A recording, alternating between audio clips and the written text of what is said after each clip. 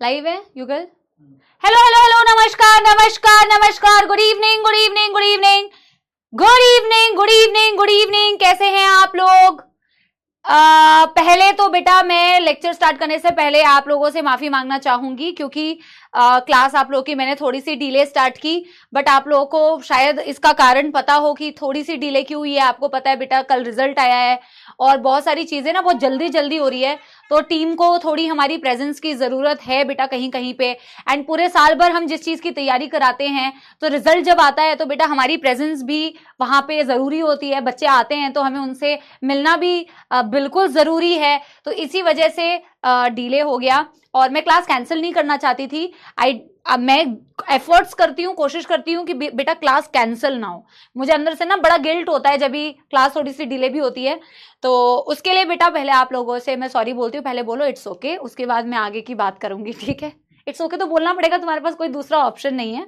और संदीप का आया है सबसे पहले इट्स ओके। कानश कशनाज करके नाम था, चला गया, ठीक है? तो इस बात के लिए सॉरी। और आज बेटा अगेन लेक्चर की जो शुरुआत होने वाली है वो होने वाली है बेटा बहुत सारी मोटिवेशन के साथ में। यस, जस्टिस फॉर नीट, बहुत सारे एस्पिरेंट्स ऐसे लिख रहे हैं, उस पर भी बात करेंगे, बट कोई बात नहीं। बहुत सारी खुशी की बात है बेटा कि हमारे फिजिक्स वाला से इतनी बेहतरीन बेहतरीन बेहतरीन रिजल्ट्स आए हैं बेटा। और 720 ऑन 720 तो बेटा 4 बच्चों के आए हैं। एंड शायद क्योंकि ऑनलाइन में डेटा कलेक्ट करना भी एक बहुत बड़ा टास्क होता है, तो धीरे धीरे करके बेटा डेटा हमें मिल रहा है, तो हमें पता चल रहा है। तो आप सोच के देखिए बेटा कि कितनी, एक बच्चा कह रहा है it's not okay, okay fine, do whatever you want to do. तुम क्या करोगे बताओ? इट्स नॉट ओके बोल रहा है जो, ठीक है? अच्छा सुनो मेरी बात बेटा, 2026 में क्या होगा, अभी से टेंशन ले लो तुम। अभी आप लोग के साथ में मैं एक भैया को मिलाने के लिए लेके आई हूँ बेटा। देखो, पहली बात तो मैं आप लोगों को ये सजेस्ट करूंगी कि तुम उन सब चीजों में अभी इंडल्ज मत हो जो तुम्हारे काम का नहीं है। तुम जो बोल रहे हो ना कुछ ऐसा है वैसा है, जस्टिस स्कैम और ये और वो, पहली बात मैं तुम्हें ये बोलूंगी कि प्लीज उन सब चीजों में इंडल्ज मत हो। अभी तुम्हारा काम क्या है? पढ़ाई करना। अभी तुम्हारा फोकस पढ़ाई होना चाहिए, तुम्हारा फोकस वो चीजें नहीं होनी चाहिए। वो चीजें भी बेटा सॉर्ट होंगी और जो रेस्पॉन्सिबल लोग हैं वो उस चीज को सॉल्व करेंगे, बट अभी आप उस चीज के लिए बेटा एलिजिबल नहीं है कि आप उस चीज पे बेटा कमेंट करें या उसके लिए कुछ बोले। मैं लेके आई हूं बेटा एक बच्चे को जो हमारे ही अर्जुना और लक्ष्य बैच से पढ़ा हुआ है। अर्जुना 2.0 से पढ़ा था, फिर लास्ट ईयर वो लक्ष्य नीट 2023 के बैच में पढ़ा है, और उससे बात करेंगे। उसका नाम है फैजान। फैजान आजा फटाफट से। तो फैजान आया है बेटा, फैजान के इस साल के नीट के स्कोर है 665, और जो 665 स्कोर है ये क्यों फैजान के लिए या हमारे लिए बहुत इंपॉर्टेंट है, और क्यों ये मार्क्स मैं मानती हूं कि बेटा बहुत अच्छा स्कोर है, क्योंकि जिस स्थिति में और जिस सिचुएशन में फैजान ने पढ़ाई की है वो सिचुएशन बहुत इजी नहीं होती। आप में से बहुत सारे बेटा बच्चे शायद फैजान से इंस्पिरेशन ले पाएंगे, इसीलिए मैं खास करके बेटा चाहती थी और फैजान खुद चाहता था कि आप लोगों से मिले और कुछ ऐसी बातें आप लोगों से शेयर करें। बहुत ज्यादा वक्त नहीं लेंगे, बट पहले तो फैजान को कांग्रेचुलेशंस बोलो, हेलो ब्रो कर रहे हैं। युगल एक बार थैंक यू सभी बच्चों को, थैंक यू। कैसे हो आप सभी? कैसे हो आप सभी? मेरी आवाज तो आ जाएगी ऐसे ही। तो फैजान तू लक्ष्य नीट 2023 में था, लास्ट 2024 में 2024 था क्या? Yes ma'am. हाँ, क्योंकि 2024 का नीट दिया है तूने। Yes ma'am. ठीक है, और तेरा बिना ड्रॉप लिए सिलेक्शन हुआ है? जी मैम। ठीक है, 665 तेरे नंबर आ रहे हैं। Yes ma'am. फैजान घर में कैसी स्थिति है? मम्मी पापा क्या करते हैं? कैसी स्थिति में तूने पढ़ाई की है, थोड़ा बच्चों को बता। मैं, मेरे फादर जो हैं वो एक प्राइवेट जॉब करते हैं, it is approx 8000 per month, and मेरी जो मम्मी है वो घर पर ही काम करती हैं। मतलब हम लोग बच्चों को थोड़ा अजीब लगे पर ये सच है कि मेरी मम्मी जो है वो भैंस रखती हैं। मतलब हम लोग थोड़ा बहुत दूध बेचते हैं, जिससे जो पैसे आते थे उनसे हम लोग खर्चा। अजीब बिल्कुल नहीं लगेगा, क्योंकि मैम बहुत से बच्चे ऐसे नहीं है ना जो ये काम करते हों, गांव से बिलोंग्स नहीं करते हो, लेकिन बहुत सारे बच्चे हैं जो मेरे जैसे होंगे यहाँ पर, वो रिलेट कर पाएंगे कि हम लोग ऐसे ही रहते थे। ठीक है, मतलब नॉर्मल भी नहीं कह सकते, काफी टफ सिचुएशन थी फैमिली की। कितने भाई बहन हो? मैम मेरा एक बड़ा भाई है और 2 मेरी सिस्टर्स हैं, एक बड़ी और एक छोटी। अच्छा, यस मैम। बड़े भैया और बहन क्या कर रहे हैं? मैम आगे जो दीदी हैं वो एमए कर रही हैं और बड़े भैया बीएससी सेकंड ईयर में हैं और मेरी जो छोटी सिस्टर है वो 7th क्लास में है। और तुझे लक्ष्य नीट में जो तू पढ़ा है उसमें तेरे को किस किस ने पढ़ाया, गाइड किया लक्ष्य नीट से? मैम फिजिक्स में एमआर सर ने पढ़ाया और केमिस्ट्री में पंकज सर, मोहित सर और हर सर ने पढ़ाया ऑर्गेनिक केमिस्ट्री, और जूलॉजी में मैम ने पढ़ाया और समाप्ति मैम मतलब आपने ही पढ़ाया समाप्ति मैम, ठीक है। और बोटनी में रुपेश सर ने पढ़ाया। ठीक है। अच्छा, सबसे पहली बात तो बेटा ये ध्यान दो, इसके 665 आए, फर्स्ट अटेम्प्ट में आए हैं और इतनी मुश्किल सिचुएशन में भी ये रो धो नहीं रहा है और रो भी नहीं रहा था कि मेरी ऐसी क्यों थी। उसने वहां से पढ़ाई की और वहां से अच्छे नंबर लेके आया। कहने का मतलब ये है, पहली बात तो ये सोचना बंद कर दो कि तुम्हारे साथ में जो प्रॉब्लम है बेटा वो सबसे बड़ी प्रॉब्लम है। बहुत सारे, ये तो एक बच्चा है, ऐसे बहुत सारे बच्चे हैं। आपको हमारे फिजिक्स वाला में बेटा ऐसे बहुत सारे बच्चों से मिलने का मौका मिलेगा जिन्होंने बहुत टफ सिचुएशन में। आज फैजान सर भी एक बात बता रहे थे, एक बच्चा है सुमित, उसके भी 600 समथिंग, मेरे को एग्जैक्ट नंबर याद नहीं है, 660 या कुछ ऐसे नंबर आए हैं। उसकी समोसे का ठेला था, सनी नाम है उसका, 669 नंबर है, सनी नाम है, समोसे का ठेला लगाता था वो बच्चा, नोएडा में ही कहीं ना। और बेटा उसके 669 है। बच्चे ने, फैजान ने ऐसी स्थिति में पढ़ाई की है, मम्मी भैंस रखती है, पापा के महीने के सिर्फ 8,000 रुपए कमाई है, वहां से ये 665 लेके आया है। पहली बात तो बेटा अगर करने का इरादा हो ना, करने का इंटेंशन हो, तो कोई भी बेटा नीट एग्जाम निकाल सकता है। पहली बात, फैजान तूने ऐसी कौन सी चीज ज्यादा की जिससे तेरा सिलेक्शन में हेल्प हुआ? कौन सी चीज बच्चों को, ये 11वीं के बच्चे हैं, ये 11वीं के बच्चे हैं, इनको क्या नहीं करना चाहिए और क्या करना चाहिए ताकि इनका फर्स्ट अटेम्प्ट में क्लियर हो, तो थोड़ा गाइड कर। बच्चों, जब मैं 11th क्लास में आया था तो मैं आपको बताऊं, मैं 10th में हिंदी मीडियम का बच्चा था। हिंदी मीडियम से मैं इंग्लिश मीडियम में शिफ्ट हुआ तो मुझे 2 से 3 महीने लगे शिफ्ट करने में कि मतलब सारी चीज़ें मैं कवर कर पाऊँ। उसके बाद में अर्जुना बैच निकल चुका था, मतलब फिर मैंने अर्जुना 2.0 ज्वाइन किया था। उसके बाद में टीचर्स ने जब पढ़ाया मुझे तो मुझे स्कूल से थोड़ा अपर लेवल मुझे समझ में आने लगा। मतलब जो टीचर्स NCERT पढ़ाते थे उसमें कुछ हिंदी के वर्ड्स भी बताते कि ये ऐसे होता है, तो मुझे ज़्यादा समझ में आता था। उसके बाद में धीरे धीरे पढ़ता, मतलब क्लास में बैचेस, सबसे पहले मैं लेक्चर्स देखता था, उसके बाद में DPP जो आती थी, मुझे उस टाइम पर पता भी नहीं था कि DPP आती है मैम। थोड़े दिन बाद पता चला, जब 2-4 लेक्चर हो गए, सर बोल रहे थे कि DPP करनी है, फिर मैंने ऐप में जाकर वो सर्च करी, ढूंढी मैंने कहाँ मिलती हैं। उसके बाद में मुझे वो जब मिली तो मैंने उन्हें सोल्व करना स्टार्ट किया। उसके बाद में मुझे पता चला कि बुक्स भी होती हैं, तो मैंने मॉड्यूल्स में मंगाए। पहले DPP मॉड्यूल्स, अच्छा मॉड्यूल्स जब तूने बोला मतलब तेरे पास मॉड्यूल्स थी, मॉड्यूल्स में तूने क्वेश्चंस लगाए? यस मैम, है ना? यस मैम, 11th के लगाए, 11th में ही खरीदी थी और सिर्फ 11th में ही लगाए थे मैंने क्वेश्चंस। मॉड्यूल से हेल्प मिलती है? Yes ma'am. ठीक है, मतलब अगर बच्चे उसको यूज करना मैम चाहे, ऐसा होता है ना, DPP DPP में 30 क्वेश्चन हो, आपको मतलब कुछ नहीं हुए टॉपिक क्लियर, तो आप मॉड्यूल से करो, मॉड्यूल में आपको 50 या 60 क्वेश्चन उसके मिलेंगे टॉपिक के। ये बात है। ठीक है। अच्छा ये क्या बोलते हैं, बायोलॉजी में कितना तूने PhD की है या कितना अतिरिक्त ज्ञान पढ़ा? मैम सिर्फ नोट्स से काम हो जाएगा, नोट्स मोर देन सफिशिएंट हैं। मैं जब 12th में जूलॉजी में आपको बताऊं, 12th में सिर्फ मैंने नोट्स और NCERT किया है, उसके अलावा कुछ नहीं, सिर्फ DPP और टेस्ट। ये और फैजान की ना फिजिक्स केमिस्ट्री ज्यादा अच्छी थी, इसके इनफैक्ट बॉटनी जूलॉजी में थोड़े कम नंबर है as compare to physics chemistry. और फैजान तुझे भी ये लगता है कि तू उसमें थोड़े 10-20 नंबर ज्यादा कर सकता था, है ना? तो क्या मतलब इसको एक्चुअली फिजिक्स केमिस्ट्री इतनी पसंद थी कि उसने उस पे एकदम वो फेवरेट बन गए थे, तो थोड़ा सा ना इस पे इसने ध्यान कम दिया। तो बच्चों को भी मैं ये बोलती हूँ कि जो सब्जेक्ट इनको पसंद है ना उस पे ध्यान दो, लेकिन ऐसा नहीं है कि जो कम पसंद है उसको तुम, है ना? क्या कहना चाहता है?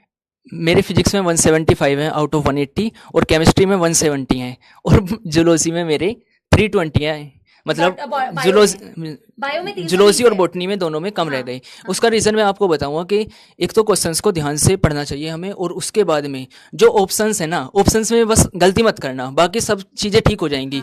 मैं आपको बताऊं, जो क्वेश्चन मुझसे गलत हुए वो मुझे आते थे, लेकिन ऑप्शंस गलत होने की वजह से वो मेरा क्वेश्चन गलत हो गया। घर आके जब मैंने चेक किया तो वो मुझे आते थे, लेकिन वहाँ पर एक तो प्रेशर इतना ज़्यादा होता है जब हम नीट में बैठते हैं। लेकिन अगर आपको मतलब आपने ज़्यादा प्रैक्टिस की है तो आपको ये पता नहीं चलेगा कि हम कौन सा टेस्ट दे रहे हैं। मतलब मुझे जब मैंने रियल टेस्ट भी दिया था, मुझे पहली बार फील हुआ कि मेरे ऊपर प्रेशर है। फिर मैंने 1 महीने बाद जब नीट का रिजल्ट टेस्ट था तो मैंने डिसाइड किया कि प्रेशर नहीं लेना है। मतलब थोड़ा प्रेशर था, लेकिन उसके बाद में जैसे ही मैंने जूलॉजी और बॉटनी सोल्व की तो उसके बाद में मतलब चला गया। तो इसकी वजह से मुझे लगता है कि फिजिक्स और केमिस्ट्री में मेरा इंप्रूव हुआ है और जूलॉजी में और बॉटनी में लो है। के बच्चों को क्या स्ट्रैटेजी होनी चाहिए? बेचर होते रहते हैं मैम। फिजिक्स में MR सर ने बहुत अच्छा पढ़ाया। 11th में सितीश सर ने मुझे पढ़ाया था। हाँ। अर्जुना 2.0 से। वो भी बहुत अच्छा पढ़ाते थे। तूने मतलब क्या स्ट्रैटेजी की तेरे फिजिक्स में क्वेश्चन सही हो रहे थे? मैम प्रैक्टिस, सिर्फ प्रैक्टिस। Yes ma'am. और केमिस्ट्री में भी? केमिस्ट्री में फिजिकल में प्रैक्टिस करो और इनऑर्गेनिक में, जैसे जूलॉजी में हम जूलॉजी और बॉटनी में NCERT पढ़ते हैं, इनऑर्गेनिक में वो पढ़ो और ऑर्गेनिक में सिर्फ प्रैक्टिस, रिएक्शन लिखने की प्रैक्टिस होनी चाहिए। और जो नेम रिएक्शंस हैं उन्हें आप याद करो। मतलब मैंने चार्ट्स बना करके मेरी जो स्टडी टेबल थी उस पर लगा दिए थे नेम रिएक्शन वाले ऑर्गेनिक में। सिर्फ ऑनलाइन से पढ़ा? Yes ma'am. कहीं पर भी ऑफलाइन नहीं आया क्योंकि इतने पैसे नहीं थे कि ऑफलाइन जा सकें, तो फिर ऑनलाइन ही ज्वाइन किया था। मतलब ऑनलाइन से सिलेक्शन हो सकता है? मैम सिलेक्शन नहीं, रैंक भी आ सकती है, जो कि इस बार आई है। फैजान तेरे इतने अच्छे मार्क्स, बच्चे पूछ रहे रैंक कितनी है, तो अपनी रैंक भी बता दे। मैम 18,000 रैंक है। 18,000? बेटा पता है क्या, तुम लोग जो, मुझे पता है कुछ लोगों की इंटेंशन रैंक पूछने की क्या है और कुछ लोग सिर्फ जानना चाहते हैं कि जेन्युइनली रैंक कितनी है। इसके 665 मार्क्स है और 665 marks is not a joke बेटा। आप पेपर देते हैं और आपको पता है कि 600 के ऊपर नंबर लाना कितनी मुश्किल बात है। हर साल लेवल बढ़ रहा है, ये आप भी जानते हैं बेटा। 720 वाले कितने नंबर है? 71 स्टूडेंट्स हैं जिनके मैं एग्जैक्ट डेटा करेक्ट बता नहीं, इतने ही अराउंड है कि 720 करेक्ट है। 720 नंबर लाने वाले, ठीक है। तो हर साल कंपटीशन बढ़ रहा है, बट बेटा आपका फोकस इस चीज पे नहीं होना चाहिए कि मैम ये बच्चे अभी सोच रहे हैं मेरा क्या होगा 2026 में। जो चीज आपके कंट्रोल में नहीं है बेटा वो चीज आप मत सोचो। आपका जो कंट्रोल में है, ऐसे बेटा आप स्टूडेंट से जो आपके सीनियर्स हैं, आप इनकी बातें सुनते हो तो आप ज्यादा रिलेट कर पाते हो कि इन्होंने क्या किया क्या नहीं किया। आप सिर्फ वो चीज कंट्रोल करो जो आपके कंट्रोल में है। पेपर कैसा आएगा, कंपटीशन कितना बढ़ेगा, कंपटीशन तो हर चीज में है। Yes ma'am. है ना? Yes ma'am. लास्ट में कुछ बोलना चाहता है? मैम लास्ट में स्कूल था या रेगुलर स्कूल था? नहीं मैम, रेगुलर स्कूल जाता था। रेगुलर स्कूल वाला बच्चा ही 11th और 12th दोनों रेगुलर स्कूल रोजाना जाता था। रेगुलर स्कूल में जाके, क्योंकि बच्चे सोचते हैं रेगुलर स्कूल में जाके भी टाइम हम मैनेज नहीं कर पाते। कैसे टाइम मैनेज किया? हो जाता था मैनेज? Yes ma'am. जैसे स्कूल से मैं 3 बजे आता था, तो 3 बजे आने के बाद में मैं सो जाता था 4 बजे तक। जब 4 बजे उठा तो सबसे पहले मैं क्लास अटेंड करता था मुंह धोकर। उसके बाद में फिर जब क्लास कंप्लीट हुई तो उसके बाद में खाना खाया, उसके बाद में DPP सोल्व की। उसके बाद में फिर रात को मुझे अराउंड 11 बज जाते थे सिर्फ कोचिंग का काम करते हुए। DPP सोल्व करना, जो क्वेश्चन नहीं हुए उन्हें करना। टेस्ट में अगर मान लो कोई क्वेश्चन गलत हुआ उसे टेस्ट में मैं आपको बताऊंगा अभी। उसके बाद में मैं फिर 11 बजे के बाद में मैं अपना स्कूल का वर्क देखता था। मतलब स्कूल का वर्क भी मेरा कंप्लीट होता था, ऐसा था। चलिए और मैम एक मैं अपने तरफ से बात बोलना चाहूँगा कि जो बच्चे अभी सोशल मीडिया मतलब इंस्टाग्राम पर मतलब रहते हैं ज़्यादातर, तो वो ना रहें। क्योंकि अभी आप चलाओगे आपको अच्छा लगेगा, लेकिन जब आप लास्ट में पहुँचोगे ना आपको बेकार लगेगा। अभी मैं आपको अपनी स्टोरी बताऊँ, मैंने 2 साल से इंस्टा नहीं चलाया। अभी जब 5 तारीख को जब पेपर हुआ उसके बाद में मैंने आके चेक किया तो मेरे 660 नंबर आ रहे थे। मैंने अपनी इंस्टा ID बनाई और मैंने MR सर को टैग कर दिया। MR सर ने उस पर अपनी स्टोरी लगा दी अपने अकाउंट पर। तो मेरे पास अगले 4 से 5 घंटे में 150 से ज़्यादा मैसेजेस थे। फिर मैंने अपनी आईडी डिलीट कर दी। मतलब मैं अब नहीं चलाऊंगा कभी भी, ये बात है। अगर अपर लेवल में जाने के बाद में मैं चला पाऊँ तो ठीक है, नहीं तो नहीं चलाऊंगा। इसमें मेरे को ये बात है। एक चीज बोलनी है बेटा, देखो अकाउंट है कोई बात नहीं है, लेकिन अगर आपको अपने ऊपर कंट्रोल है ना बेटा। कई लोग क्या करते हैं, डिलीट कर देते हैं फिर ला देते हैं, डिलीट कर देते हैं फिर ले आते हैं, डिलीट कर देते हैं। अगर आपके ऊपर कंट्रोल है अपने ऊपर कि उसको रेगुलेटेड वे में यूज कर सकते हो तो गुड है। अगर आपके ऊपर कंट्रोल नहीं है अपने ऊपर तो बिल्कुल सही बात बोल रहा है, खत्म कर दो, ठीक है, डिलीट कर दो। लेकिन आपकी लाइफ में ना तो कोई चीज ज्यादा बड़ी चीज ऐड नहीं होगी। आपको मोटिवेशन चाहिए, अपने माता पिता को देखिए वो कैसे आपके लिए काम करते हैं। आपको उससे ज्यादा बड़ा मोटिवेशन दुनिया में क्या, आपको ब्रह्मांड में कहीं नहीं मिल सकता अपने माता पिता से ज्यादा मोटिवेशन। यही बात है। ठीक है, बहुत बहुत धन्यवाद।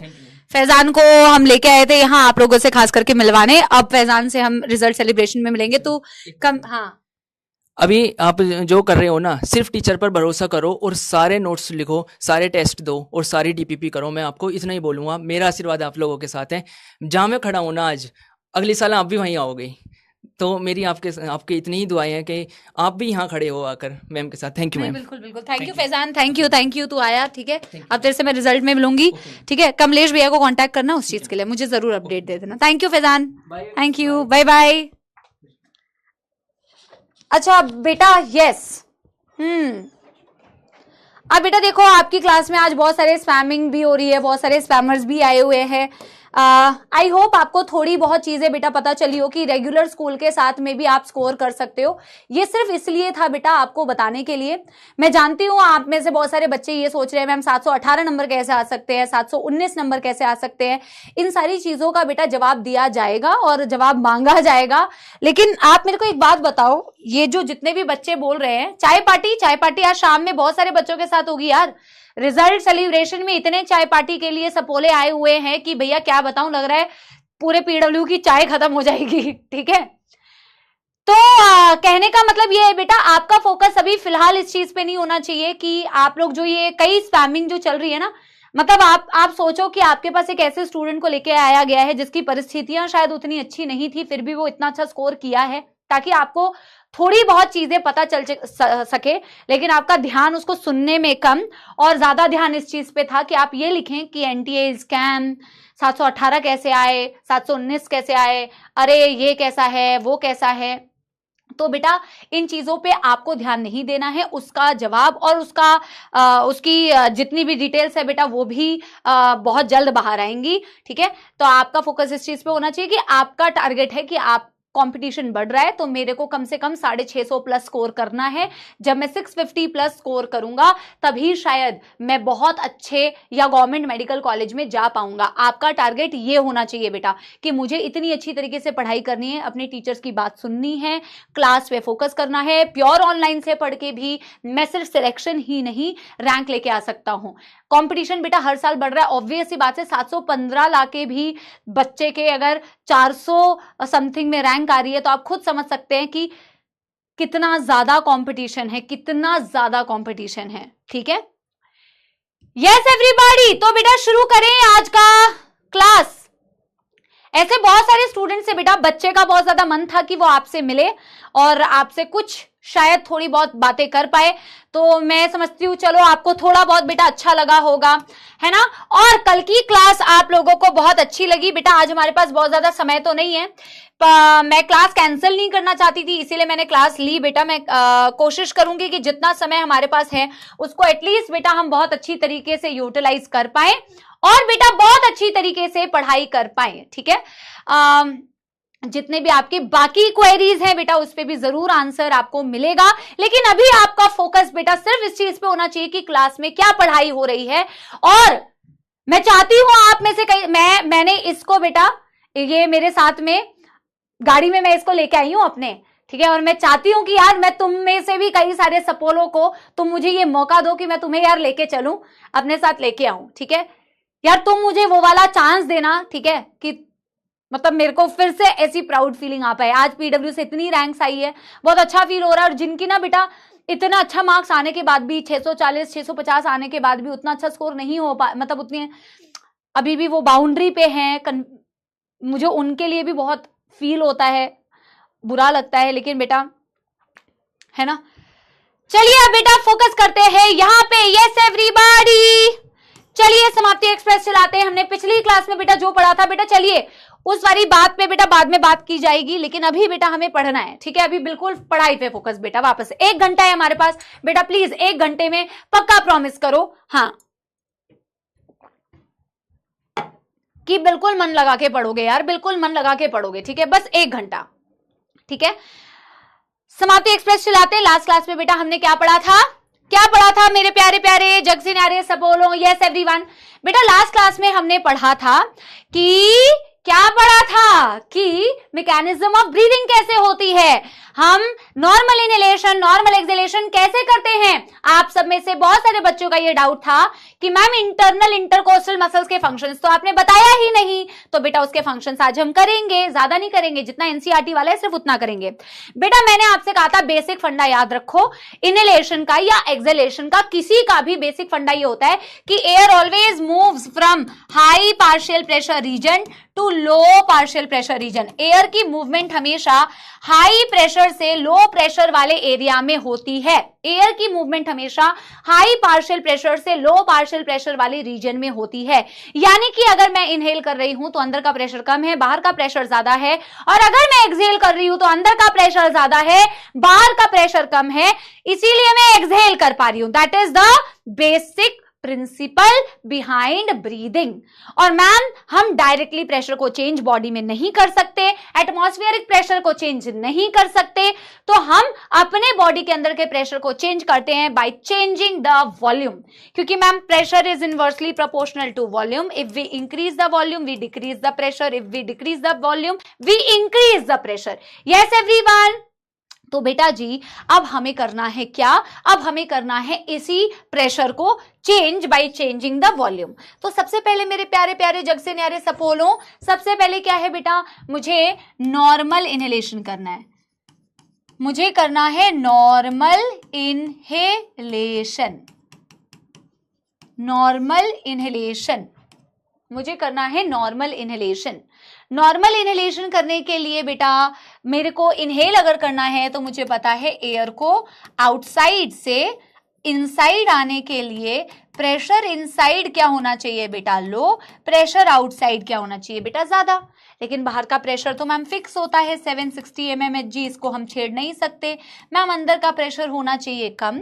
अंदर का प्रेशर कम यानी कि अंदर का वॉल्यूम होना चाहिए ज्यादा। अंदर के वॉल्यूम को बेटा ज्यादा करने के लिए मैं यूज करूंगी बेटा किसे? दो मसल्स को। एक मसल्स है जो मेन मसल्स है बेटा, जिन्हें बोला जाता है डायाफ्राम, और एक लिखना नहीं है, ये तो रिवीजन है ना अदिति। अरे बेटा ये रिवीजन है, प्लीज सारे बच्चे जो अर्जुना 2.0 से आए हुए हैं या जितने भी बेटा स्पैमर्स आए हुए हैं प्लीज उनको बता दो दिस इज रिवीजन यार। फिर आप लोग हमें रेटिंग देते हो, आपको पता ही नहीं है कि भाई ये रिवीजन चल रहा है। गंदी बात है यार, हमें मन दुख जाएगा यार मेरा ऐसे, ठीक है? फिर कहेंगे मैम फास्ट पढ़ा रही हैं। भाई ये रिवीजन है। अंदर के वॉल्यूम को बेटा बढ़ाने के लिए मैं दो मसल्स का यूज कर रही हूं। एक है बेटा डायाफ्राम, एक है बेटा एक्सटर्नल इंटरकोस्टल मसल्स। एक्सटर्नल और इंटरनल इंटरकोस्टल मसल्स होती है आपकी रिब्स के बीच में। तो जैसे मैंने डायाफ्राम को कॉन्ट्रैक्ट किया, पहले डायाफ्राम डोम शेप था, फिर डायाफ्राम डोम से बेटा हो गया फ्लैट। डायाफ्राम डोम से हो गया फ्लैट, पहले ऐसे डोम था अभी फ्लैट हो गया। वॉल्यूम इंक्रीज किया मैंने किसका? थोरैसिक चेंबर का, क्योंकि थोरैसिक चेंबर तुम्हारे रिब्स, तुम्हारी बेटा स्टर्नम, तुम्हारा बेटा वर्टिब्रल कॉलम और तुम्हारे डायाफ्राम से मिलकर बना होता है। तो ये थोरैसिक चेंबर के अंदर ही तो बेटा तुम्हारी लंग्स है। तो मैंने डायाफ्राम को कॉन्ट्रैक्ट करके उसे फ्लैट कर दिया, तो volume increased anterior posteriorly. Volume increased बेटा, pressure decreased, air comes inside, ठीक है? लेकिन डायाफ्राम के साथ साथ में डायाफ्राम के कॉन्ट्रैक्शन से एंटीरियर पोस्टीरियर डायरेक्शन में वॉल्यूम बढ़ा। बट मैम जब एक्सटर्नल इंटरकोस्टल मसल्स को कॉन्ट्रैक्ट किया था तो मैम क्या हुआ? हमारे रिब्स और sternum outward and upward, outward and upward, ठीक है? आउटवर्ड एंड अपवर्ड मूव किए। Volume increase dorsoventrally, pressure decreased, air comes inside. Normal exhale करने के लिए एग्जैक्टली अपोजिट करना है। जिन मसल्स को कॉन्ट्रैक्ट किया था उन्हीं मसल्स को रिलैक्स कर दो। डायाफ्राम को रिलैक्स किया तो डायाफ्राम वापस से डोम शेप हो गई, फ्लैट थी वापस से डोम शेप हो गई। फिर क्या हुआ? Volume decreased anterior posteriorly, pressure increased, air goes outside. और बेटा एक्सटर्नल इंटरकोस्टल मसल्स को कॉन्ट्रैक्ट किया था इनहेल करते वक्त में, अब उसे वापस से रिलैक्स कर दो। Ribs and sternum moves inward and downward, volume again decreased, dorsoventrally, volume decreased, pressure increased, air goes outside, normal exhalation. Yes everyone, ठीक है? एक बार ही बता दो बेटा कोई दुख दर्द समस्या? यहां तक बेटा क्लियर हो गया सारे बच्चों को? बेटा आज तो बहुत स्पैमिंग होगी, लेकिन बेटा हमें उन सारी स्पैमिंग से दूर पढ़ाई करनी है यार। और ये आप लोग की जिम्मेदारी है बेटा कि आप हमें ये बताओ, पढ़ने वाले बच्चे, कि आप पढ़ रहे हो। आपका रिस्पॉन्स हमारे लिए बहुत ज्यादा जरूरी है। वरना बेटा ये बच्चे बताओ जो यार जिनको यही नहीं पता है कि समाप्ति एक्सप्रेस है, ये हमारा फीडबैक देंगे कि भैया फास्ट पढ़ा रही है मैम, भाई ये रिवीजन था यार, हम तो बेटा क्या करें, इनोसेंट है, पता ही नहीं चलता है, ठीक है। और मुझे बहुत अच्छा लगा, आप लोगों को एनिमेशन इतनी अच्छी लगी। आज हमें एनिमेशन की ज्यादा जरूरत नहीं पड़ेगी, आज तो आपको टॉपिक में बेटा वैसे ही फील आ जाएगी एक ग्राफ की मदद से। ग्राफ का नाम सुन के बेटा डरना मत, मैथमेटिक्स नहीं आ गई है, फिजिक्स नहीं आ गई है कि तुम कहो अरे बायोलॉजी में भी ग्राफ आ गया मैम छोड़ दो हमें। भाई ये ग्राफ आपको इतना यूजफुल होगा अगला टॉपिक समझने के लिए, लेकिन उस टॉपिक को समझने से पहले बेटा एक नोट डाल के ना हम किसके बारे में लिखेंगे, फोर्सफुल ब्रीदिंग के बारे में लिखेंगे। देखो अभी हमने नॉर्मल ब्रीदिंग के बारे में लिखा है कि मेरे को नॉर्मल सांस लेना है अंदर या नॉर्मल सांस छोड़ना है बाहर, उसके लिए मैंने कौन सी मसल्स का यूज किया है, उसके लिए मैंने बेटा डायफ्राम का यूज किया और इंटरकोस्टल मसल्स में एक्सटर्नल इंटरकोस्टल मसल्स का यूज किया, ठीक है। इन दोनों मसल्स का मैंने यूज किया नॉर्मल ब्रीदिंग, जो तुम्हें अभी पता भी नहीं चल रही है। लेकिन बेटा अगर मैं फोर्सफुल ब्रीदिंग करूं, फोर्स लगा के एयर अंदर करूं या फोर्स लगा के एयर बाहर करूं, तो बेटा दूसरी मसल्स का भी यूज होता है। अब बेटा पहले के टाइम पे जैसे मैं बता रही हूं कि पहले तो हम पढ़ाते भी थे बेटा फोर्सफुल एक्सहेलेशन एंड फोर्सफुल बेटा इनहेलेशन, बट अब उसका डिस्क्रिप्शन एनसीईआरटी में नहीं दिया हुआ, लेकिन ये दिया हुआ है कि अगर हम चाहें तो फोर्सफुल इनहेल या अगर हम चाहें तो फोर्सफुल एक्सहेल भी कर सकते हैं। बेटा एनसीईआरटी में फोर्सफुल एक्सहेलेशन दिया हुआ है क्या, एक बार मैं चेक कर लेती हूं, अगर दिया हुआ है ना तो मैं वो करा दूंगी, बट मुझे लग रहा है वो दिया नहीं हुआ है। Breathing and exchange of gases एक बार तुम भी चेक करके बताओ, बाकी मैं चेक करती हूँ। मुझे लग रहा है फोर्सफुल एक्सहेलेशन वाला डायरेक्ट दिया नहीं हुआ है, सिर्फ डायरेक्टली, हाँ चलो ठीक है, चलो डायरेक्टली ये दिया हुआ है। तो मैं आपको ये बता देती हूं कि भाई इनहेलेशन करना हो फोर्सफुल या एक्सहेलेशन करना हो तो you can use some additional set of muscles, जिसमें आती है इंटरनल इंटरकोस्टल मसल्स। हाँ कोमल बेटा नहीं दिया हुआ है ना, तो internal intercostal muscles forceful breathing में यूज होती है, या फिर एब्डोमिनल मसल्स। जब आप बेटा एक बार देखो ये वाली एक्सरसाइज करके देखो, ये इसको कुछ बोलते हैं ना योगा में, बाबा रामदेव जी कराते हैं, समझ रहे हो। तो ये जो फोर्सफुल मैं एक्सहेलेशन कर रही हूं बेटा, इसमें आप यहां पे फील कर पाओगे कि आपकी एब्डोमिनल मसल्स यूज होती है। बेटा इस एक्सरसाइज को क्या, इस योगिक एक्सरसाइज को क्या बोलते हैं, हाँ कपालभाति बोलते हैं। तो ये फोर्सफुल जो ब्रीदिंग कर रहे हो इसमें तुम फील कर पाओगे कि तुम्हारी एब्डोमिनल मसल्स यूज होती है, एब्डोमिनल मसल्स के साथ साथ में तुम्हारी इंटरनल इंटरकोस्टल मसल्स भी यूज होती है। तो एनसीईआरटी ने बस ये चीज की, और तुम फील कर पा रहे हो कि नहीं, कर पा रहे हो ना, यस। तो एडिशनल सेट ऑफ मसल्स बेटा like your abdominal muscles, like your internal intercostal muscles, these muscles can be used for forceful breathing, चाहे फोर्सफुल इनहेलेशन हो चाहे फोर्सफुल एक्सहेलेशन हो। आपको इसके बारे में ज्ञान की धारा नहीं बहानी है क्योंकि एनसीईआरटी में नहीं दिया हुआ। तो आप एक बेटा कल के टॉपिक के बाद कंटिन्यूएशन में लिखेंगे बेटा नोट डाल के, कंटिन्यूएशन में मेरे प्यारे प्यारे जग से न्यारे सपोलो बेटा एक नोट डाल के लिखो, वी कैन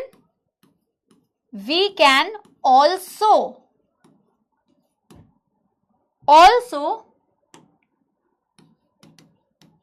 forcefully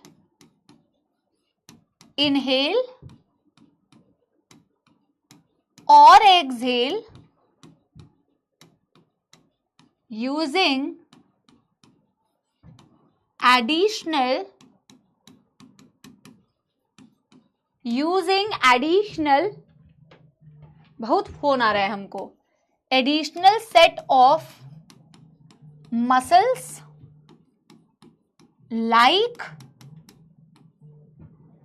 बेटा कौन से मसल्स मैंने बोले, एब्डोमिनल मसल्स, लाइक बेटा एब्डोमिनल मसल्स, एंड जो मसल्स बेटा कल हमने लिखे थे, जो आप में से बहुत सारे बच्चों को डाउट था, IICM, इंटरनल इंटरकोस्टल मसल्स। ठीक है मेरे प्यारे प्यारे जग से न्यारे सपोलो। रिधिमा कह रही है कि ma'am can you explain anterior and posterior. बिल्कुल बेटा, यस इशिका बेटा बिल्कुल एक्सप्लेन कर सकती हूँ।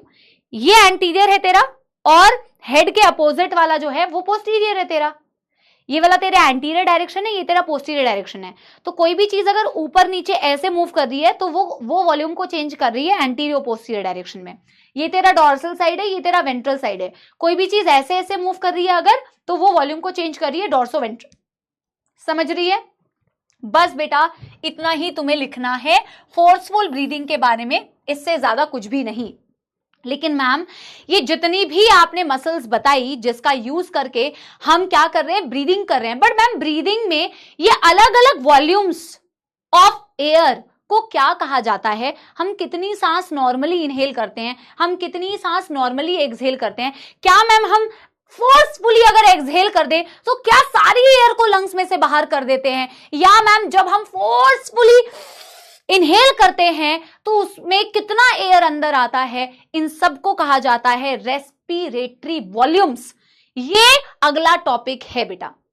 ये जो हम कह रहे हैं ना, नॉर्मल इनहेल कर रहे हैं, नॉर्मल एक्सहेल कर रहे हैं, फोर्सफुल भी हम ब्रीदिंग कर सकते हैं, फोर्सफुल इनहेलेशन, फोर्सफुल एक्सहेलेशन भी कर सकते हैं। ये डिफरेंट वॉल्यूम ऑफ एयर बेटा, जो एक इंसान अलग अलग कंडीशन में बेटा सांस अंदर लेता है या सांस बाहर छोड़ता है, एक्सहेल आउट करता है बेटा, ये अलग अलग सिचुएशन में जो बेटा different volumes of air that is inhaled और एक्सहेल्ड बेटा, those volumes are called as respiratory volume. ओए नलायको, 12 से 16 जो तुम लिख रहे हो, मैंने पूछा तुमसे, और कई बच्चे तो 72 टाइम्स लिख रहे हैं। भाई पहली बात तो 72 टाइम्स तुम्हारा हार्ट बीट करता है पर मिनट। नलायकों, 72 टाइम्स तुम सांस लेते हो? जो लिख रहा है 72 ब्रेथ्स हम लेते हैं, 1 मिनट में तुम 72 टाइम्स सांस लेते हो, वो तुम्हारी हार्ट बीट होती है। 1 मिनट में तुम 12 से 16 टाइम्स ब्रीथ कर पाते हो। सपोलो काउंट करके देख लेना। ये तो तुमने ब्रीदिंग रेट बताया, एडल्ट्स का ब्रीदिंग जो रेट होता है वो 12 से 16 टाइम्स होता है पर मिनट। ठीक है, 12 से 16 टाइम्स होता है बेटा पर मिनट, 72 टाइम्स नहीं होता। एक बात तो ये, हम 12 से 16 टाइम्स ब्रीथ कर पाते हैं 1 मिनट में, और एक सांस का मतलब होता है एक इनहेलेशन और एक एक्सहेलेशन। ठीक है, पहले तो बेटा हेडिंग क्या डालेंगे हम, अगला टॉपिक जो है, पहले हेडिंग डालो। हमारी हेडिंग है बेटा रेस्पिरेटरी वॉल्यूम्स। हमारी हेडिंग है बेटा respiratory volumes and respiratory capacities and respiratory capacities।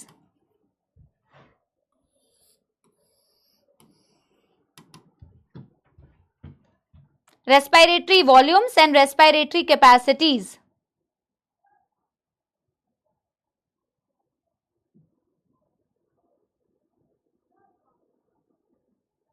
ठीक है, इसमें हम सबसे पहले लिखेंगे बेटा हमारी ब्रीदिंग रेट क्या होती है।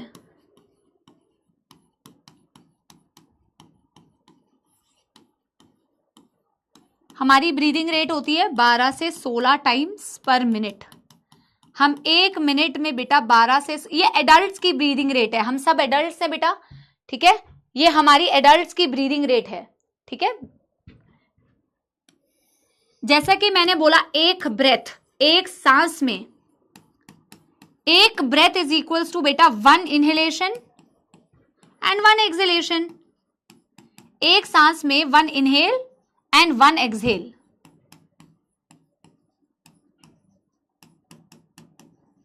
एक इनहेल एक एक्सहेल मिला के बेटा एक सांस बनती है। टाइम ड्यूरेशन एक बच्चा पूछ रहा है, चलो अब ये आपका होमवर्क हुआ, बट बेटा अभी आप गूगल करके मुझे आंसर दोगे तो मैं उसको बिल्कुल भी नहीं मानूंगी। आप मुझे बताना आप कितने ड्यूरेशन के लिए, बिल्कुल सेकंड्स में है बेटा इसका आंसर, इनहेलेशन का ड्यूरेशन, टाइम ड्यूरेशन कितना होता है और एक्सहेलेशन का टाइम ड्यूरेशन कितना होता है, ये आपका होमवर्क रहा। एक इनहेलेशन का टाइम ड्यूरेशन कितने सेकंड्स का होता है, एक एक्सहेलेशन का टाइम ड्यूरेशन कितने सेकंड्स का होता है, यह आपका होमवर्क रहा। ठीक है, चाइल्ड में कितना होता है, बच्चे में बहुत ज्यादा होता है बेटा, अप्रोक्सीमेटली एक इन्फेंट में 44 टाइम्स पर मिनट होता है बेटा ब्रीदिंग रेट, बट वो एनसीईआरटी में नहीं दिया हुआ, वो एनसीईआरटी में नहीं दिया हुआ। ठीक है, अब बेटा मैं यहां आंसर नहीं ले रही हूं, कमेंट सेक्शन में बताना। ठीक है, सबसे पहले बेटा हमें जो चीज बात करनी है, मैं नहीं देख रही तुम्हारा आंसर बेटा, ये गलत बात है। जब पूछा जाए, जब आंसर देना हो तब देना आंसर। आधे बच्चे तो गलत ही आंसर दे रहे हैं। मैंने बोला बेटा अलग अलग सिचुएशन में एक इंसान, अब बेटा मैं आपको एक बात बता दूं, इससे आपके नीट में 100% सवाल आएगा, इसको आप स्टार मार्क कीजिए। और इस टॉपिक पे जो लोग भी बेटा अभी टाइम वेस्ट करेंगे ना, जो सिर्फ दूसरे सिस्टम को गरियाएंगे, वो बच्चे इसमें से ध्यान भटकाएंगे और फिर बेटा वो परेशान होंगे कि हमारे नंबर नहीं आए। इस टॉपिक पे बिल्कुल ध्यान देना, मैं आपको बहुत कॉन्फिडेंस के साथ में ये बता रही हूं कि इसमें से क्वेश्चन आएगा। बहुत इंपॉर्टेंट टॉपिक है respiratory volumes and respiratory capacities, इस चैप्टर का बहुत इंपॉर्टेंट टॉपिक। और ये एक ऐसा टॉपिक है जिसमें बच्चे को ना डेफिनेशन याद करनी पड़ती है, और जब डेफिनेशन याद करनी पड़ती है ना तो बच्चे को मौत आती है कि हमें इतने डेफिनेशन कैसे याद रहेंगे। डेफिनेशन डेफिनेटली आपको याद रखनी है, बट उसको याद रखने के लिए आप अगर उसको समझ लें तो आपके लिए डेफिनेशन याद रखना बहुत ईजी है। आपको वो डेफिनेशंस बिल्कुल इतनी मक्खन क्लियर लगेगी अगर आपने उसके पीछे के कॉन्सेप्ट को बेटा समझ लिया। तो आप कॉन्सेप्ट को पहले ध्यान से समझिए, ठीक है। यस एवरीवन, आप कॉन्सेप्ट, अच्छा प्रिया बेटा वो चीज मैं बताती हूँ, ठीक है, मैं नोट कर लेती हूँ। जो मैंने फिजिको केमिकल प्रोसेस बोला था उसको मैंने होमवर्क में दिया था, वो मैंने बताया नहीं है, ठीक है, लास्ट में बताऊंगी। Respiration is a physico chemical process, ठीक है, ये मैं लास्ट में बताऊंगी। प्रिया धन्यवाद बेटा, ठीक है। यस एवरीवन, अब बेटा सबसे पहले हम लिखते हैं what is the meaning of respiratory volumes. Capacities को बाद में पढ़ेंगे, पहले रेस्पिरेटरी वॉल्यूम्स को पढ़ते हैं। लिखते जाओ बेटा, लिखते जाओ, फिर सिर्फ समझने का सिलसिला चालू होगा, सिर्फ समझने का सिलसिला चालू होगा बेटा। रेस्पिरेटरी वॉल्यूम्स को हम लिखते हैं the different amount of air, different amount of air a person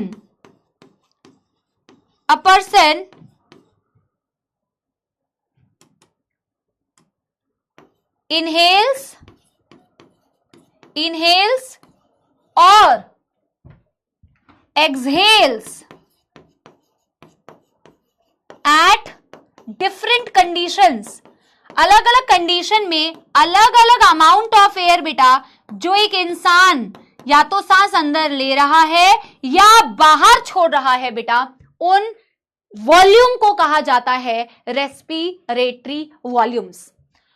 उसे बोला जाता है बेटा रेस्पिरेटरी वॉल्यूम। अलग अलग अमाउंट ऑफ एयर जो पर्सन ने बेटा सांस अंदर लिया या सांस बाहर छोड़ा अलग अलग सिचुएशन में, उसे रेस्पिरेटरी वॉल्यूम्स बोलते हैं। बट बेटा रेस्पिरेटरी वॉल्यूम्स को किससे मेजर किया जाता है? तो एक डिवाइस होती है बेटा, वो मुंह में ऐसे लगाते हैं। मैं ना फोटो नहीं लेके आई, बट अभी मैं गूगल करके आपको दिखा देती हूं।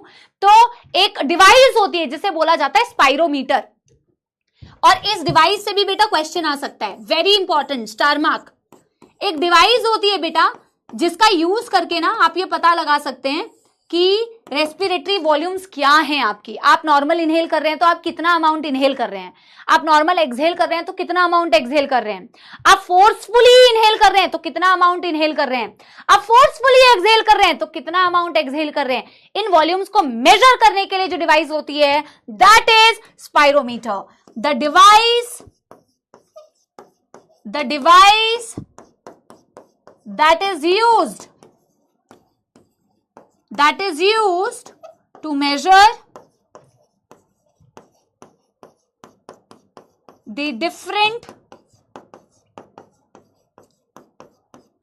respiratory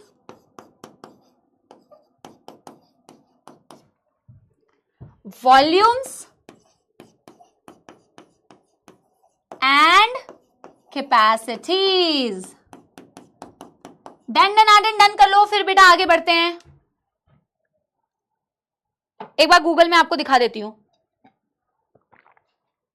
वैसे मेरी किताब में भी है, मैं चाहूं तो आपको किताब से दिखा देती हूं अगर तुम्हें दिख जाए, पर शायद तुम्हें अभी मेरी बुक में बेटा वो क्लियर नहीं दिखेगा। यहाँ पे एक डिवाइस मैंने बनाया हुआ है बेटा ये, पर मैं तुम्हें अभी गूगल करके दिखाती हूँ। यहाँ पे मैंने बनाया हुआ एक इंसान ने मुंह में ऐसे एक डिवाइस पकड़ रखी है और साइड में स्क्रीन लगा हुआ है, ठीक है, बट मैं तुम्हें ना गूगल में ही दिखाती हूँ, उसमें तुम्हें ना क्लियर दिखेगा, ठीक है।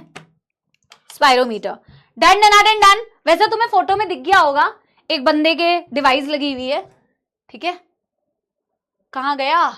चलिए स्पाइरोमीटर एक बारी करूं, एक बारी दिखा देती हूँ बेटा यार। स्पाइरोमीटर इमेजेस, ये देख रहे हो, इमेजेस दिख गई थी। इस तरीके की डिवाइस होती है बेटा।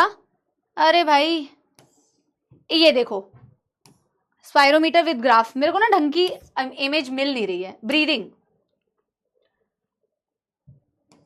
बेसिकली ये दिख रहा है बेटा एक ऐसी सी डिवाइस, ये रही बेसिकली एक ऐसी सी डिवाइस होती है जो इसने बेटा ऐसे लगाई हुई है और फिर ये सांस ले रहा होता है, छोड़ रहा होता है, ठीक है।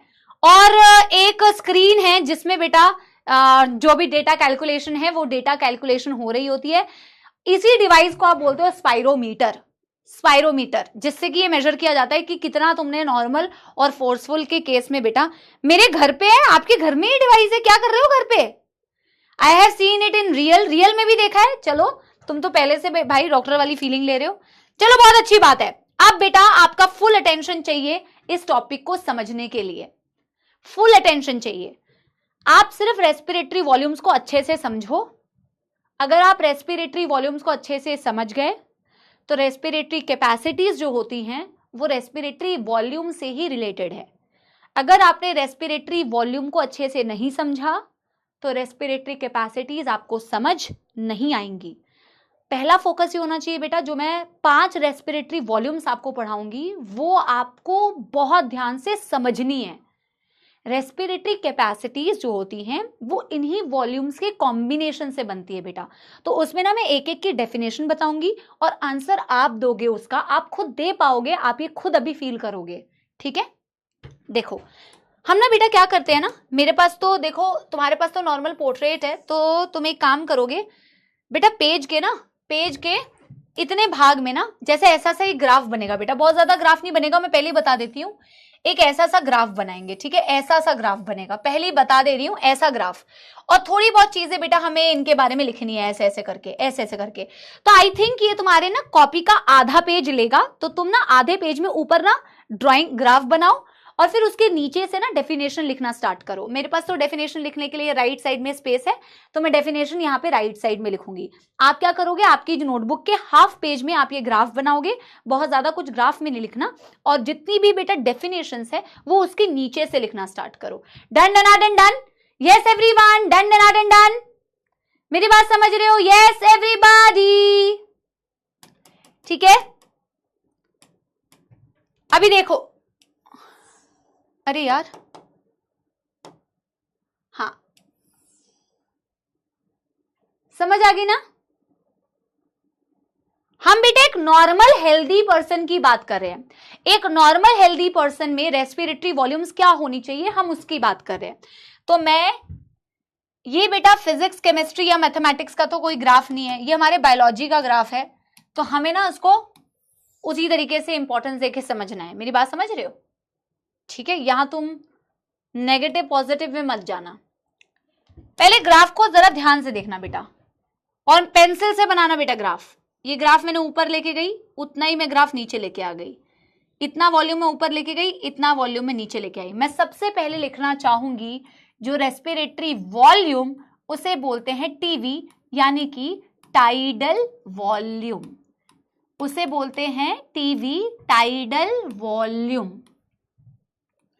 What is tidal volume? पहले डेफिनेशन लिखो बेटा, अमाउंट ऑफ एयर,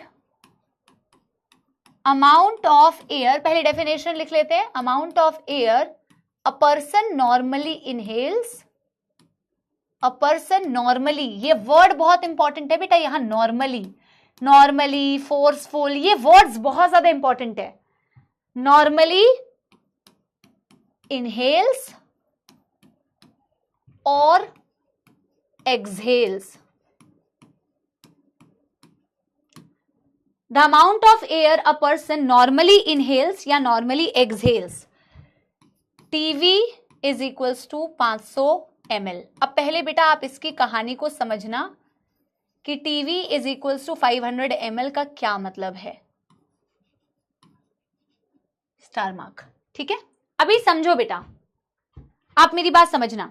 ये जो ग्राफ मैंने बनाया ना बेटा, ग्राफ में ऐसे समझना कि जब भी मैं ग्राफ को, बेटा आप ग्राफ में समझो टीवी मैंने क्या लिखा है, जब भी मैं बेटा ग्राफ में ना ग्राफ को यहां से ऐसे ऊपर लेके जाऊं इतना, इसका मतलब है तुम नॉर्मल इनहेल कर रहे हो। नॉर्मल मतलब जो तुमने दम नहीं लगाया है, जो तुम अभी कर रहे हो, तुम्हें फील भी नहीं हो रहा,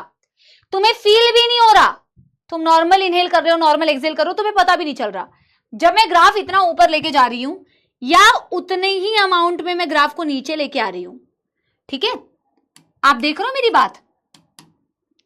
ये जो बेटा एरो है ये वाला, ये इंडिकेट करता है, ये यहां पे नहीं लिख रहे, ये वाला बेटा लाइन इंडिकेट कर रहा है, यहां पे मैं एक और बार ऊपर लेके जाती हूं, फिर एक और बार नीचे लेके आती हूं। देखना, ग्राफ ऊपर गया, उतना ही नीचे आया। ये जो बेटा लाइन है ना, दिस इंडिकेट्स नॉर्मल इनहेलेशन। सबसे पहले ये समझो, इट इंडिकेट्स बेटा नॉर्मल इनहेलेशन। और जब ग्राफ इतना ही ऐसे करके नीचे जा रहा है, इसे बोलेंगे नॉर्मल एक्सहेलेशन। अभी मैं आपसे क्वेश्चन पूछती हूं मेरे समझने के लिए कि आपको समझ लगा या नहीं। यस और नो, यस और नो। बेटा आप मेरे को एक बात बताओ, अगर मैंने इस ग्राफ में सिर्फ यहां से लेके यहां तक की एक लाइन बनाई है, वॉल्यूम बनाया है, इसे नॉर्मल इनहेलेशन बोलोगे या नॉर्मल एक्सहेलेशन बोलोगे, ये बता दो। इसे नॉर्मल इनहेलेशन बोलोगे या नॉर्मल एक्सहेलेशन बोलोगे, ये बता दो। जल्दी जल्दी आंसर दो बेटा, फटाफट से आंसर दो। इसे नॉर्मल इनहेलेशन बोलोगे, नॉर्मल एक्सहेलेशन बोलोगे? Yes everybody, yes everybody. Normal inhalation बेटा, सिर्फ इनहेलेशन मत लिखो, इनहेलेशन तो फिर नॉर्मल भी हो सकती है, फोर्सफुल भी हो सकती है। आप ये वर्ड्स बोलना स्टार्ट करो। नॉर्मल इनहेलेशन तो फोर्सफुल भी हो सकती है, नॉर्मल भी हो सकती है। आपको वर्ड यूज करना है नॉर्मल इनहेलेशन। चलो आप लोग नॉर्मल इनहेलेशन बोल रहे हो, ये बिल्कुल नॉर्मल इनहेलेशन है। अब बेटा अगर मैंने ग्राफ को ऐसे करके उतना ही नीचे कर दिया, तो अब ये क्या है? अब ये क्या है? ग्राफ को मैंने उतना ही नीचे कर दिया, अब ये क्या है? नॉर्मल एक्सहेलेशन, उतना ही नीचे कर दिया। फिर से मैंने बेटा क्या किया? Normal inhalation. ये क्या है? Normal inhalation. फिर मैंने उतना ही नीचे कर दिया, ये क्या है? Normal exhalation. क्या मेरी बात समझ गई? Yes everybody. टाइडल वॉल्यूम कहता है amount of air a person normally inhales और नॉर्मली एक्सहेल्स। एक इंसान नॉर्मल सिचुएशन में कितना एयर इनहेल कर रहा है या फिर और एक्सहेल कर रहा है, उसे बोला जाता है टाइडल वॉल्यूम। तुम जितना इनहेल करते हो ना नॉर्मल, उतना ही एक्सहेल करते हो। यानी कि मैं कह सकती हूं मैम, ये जो वॉल्यूम मुझे दिख रही है यहां से यहां तक, इसे हम बोलते हैं टाइडल वॉल्यूम। समझे कि नहीं? एक इंसान नॉर्मल सिचुएशन में बिना दम लगाए, बिना फोर्स लगाए जितनी एयर को इनहेल कर पा रहा है या एक्सहेल कर पा रहा है, that normal volume of air is called as the tidal volume. बोलो चमका तो बेटा दिल साइन पे क्लिक करना, रिएक्शन बनाना है। एक इंसान ने नॉर्मल कितना इनहेल किया या फिर और कितना एक्सहेल किया, उसे बोला जाता है बेटा टाइडल वॉल्यूम। और ये तुम्हारे सारे रेस्पिरेटरी वॉल्यूम में से सबसे कम होती है। तुम खुद ही देखो ना, हम तो भाई इतना भी नहीं करते हैं। सोच के देखो, अगर तुम तो बेटा तुम सांस प्रॉपरली लेते ही नहीं हो। देखा जाए तो तुम सांस प्रॉपरली लेते ही नहीं हो भाई, जितनी लेनी चाहिए। इसीलिए तो बोलते हैं योगा करना चाहिए, क्योंकि एयर जितना तुम्हारे टिश्यूज में, सेल्स को पहुंचना चाहिए, उतनी ब्रीदिंग कर ही नहीं रहे। डीप ब्रीदिंग करते हैं तो भैया गजब का सांस बेटा अंदर लेके जाते हैं। ऑब्वियस सी बात है, ज्यादा ऑक्सीजन पहुंचेगा सेल्स के पास। यस और नो? राइट। लेकिन मैम एनसीईआरटी में ना टाइडल वॉल्यूम में एक जगह पे दिया हुआ है 6000 से 8000 ml। आप तो बोल रहे हो ये 500 ml है। एनसीईआरटी में कहा हुआ है मैम 6000 से 8000 ml। मैम कौन सा सही है? भाई दोनों सही है, दोनों सही है, दोनों डेटा ही अलग अलग है। टाइडल वॉल्यूम सारे रेस्पिरेटरी वॉल्यूम में से सबसे कम होता है। ऑब्वियस सी बात है 500 ml है, ये सबसे कम होता है। लेकिन मैम एनसीईआरटी में टाइडल वॉल्यूम में 6000 से 8000 ये क्या दिया हुआ है मैम? 6000 से 8000 ये क्या दिया हुआ है? इसे जरा समझते हैं बेटा। अगर तुम टाइडल वॉल्यूम को, ये तो बेटा एक सांस की बात कर रहे हैं, एक सांस में मैंने कितना इनहेल किया, एक्सहेल किया। एक सांस में क्या है? एक इनहेलेशन, एक एक्सहेलेशन। एक सांस, हम हर एक वॉल्यूम को पर ब्रेथ समझ रहे हैं, एक बारी में, एक सांस में। लेकिन मेरी ब्रीदिंग रेट कितनी है बेटा पर मिनट? 12 से 16 टाइम्स पर मिनट है ना ब्रीदिंग रेट। तो अगर मैं टाइडल वॉल्यूम को ब्रीदिंग रेट से मल्टीप्लाई कर दूं तो एक वैल्यू आती है बेटा जिसे बोला जाता है minute respiratory volume. Minute respiratory volume, ये शब्द एनसीईआरटी में नहीं दिया हुआ है, ये शब्द एनसीईआरटी में नहीं दिया हुआ है, बट कॉन्सेप्ट एनसीईआरटी में दिया हुआ है। ये कॉन्सेप्ट एनसीईआरटी में दिया हुआ है, वर्ड एनसीईआरटी का नहीं है, लेकिन एनसीईआरटी ने कहा है कि भैया टाइडल वॉल्यूम जो कि होती है 500 ml, अगर मैं इसे मल्टीप्लाई कर दूं ब्रीदिंग रेट से जो कि होती है मैम 12 से 16 टाइम्स पर मिनट, तो मैम इसकी वैल्यू आती है अप्रोक्सीमेटली 6000 से 8000 ml, जो कहलाती है मिनट रेस्पिरेटरी वॉल्यूम MRV, यानी कि पर मिनट की ये डेटा दिखाता है, पर मिनट का डेटा दिखाता है। यस निधि, यस अर्चना, यस तनिष्का, समझ में आ गया? यस और पोन, क्या मेरी बात समझ गई? Yes.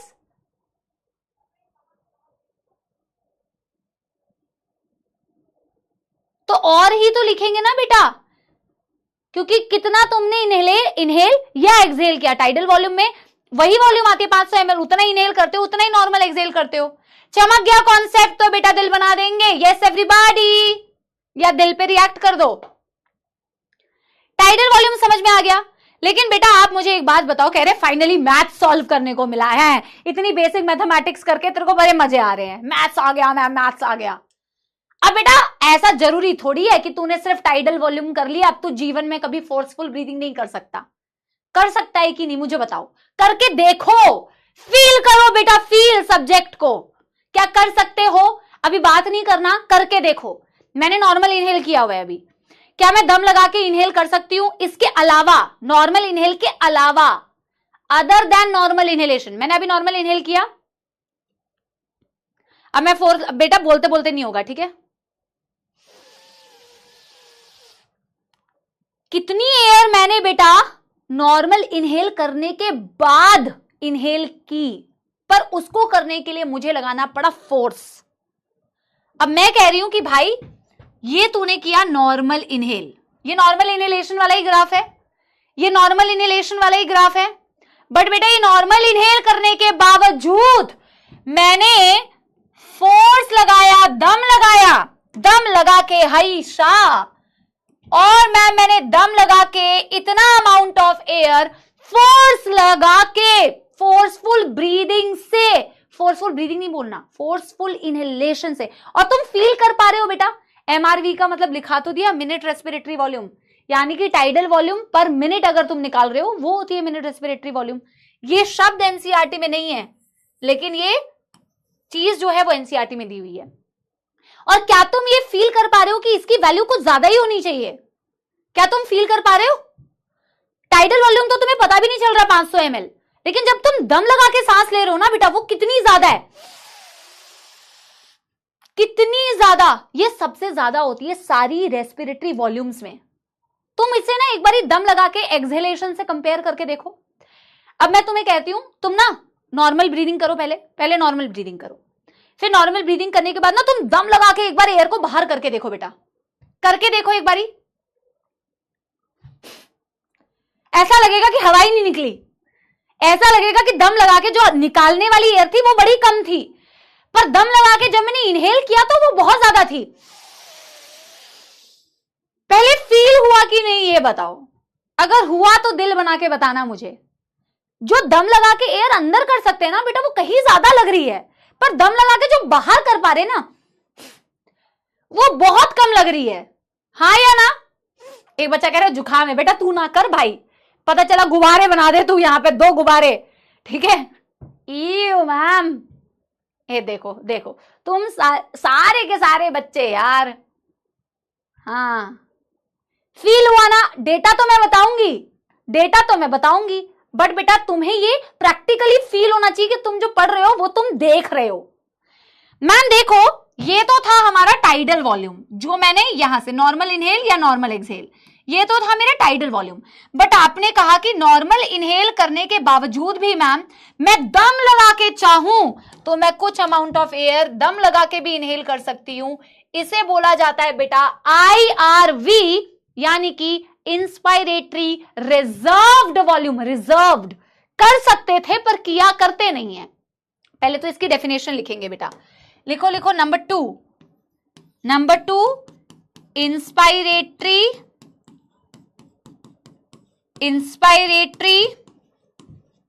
Reserved volume.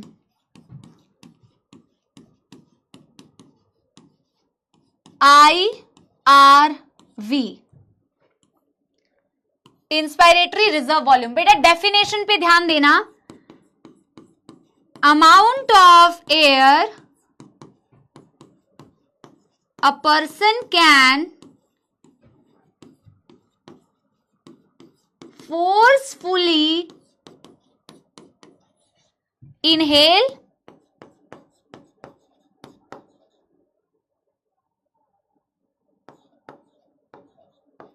after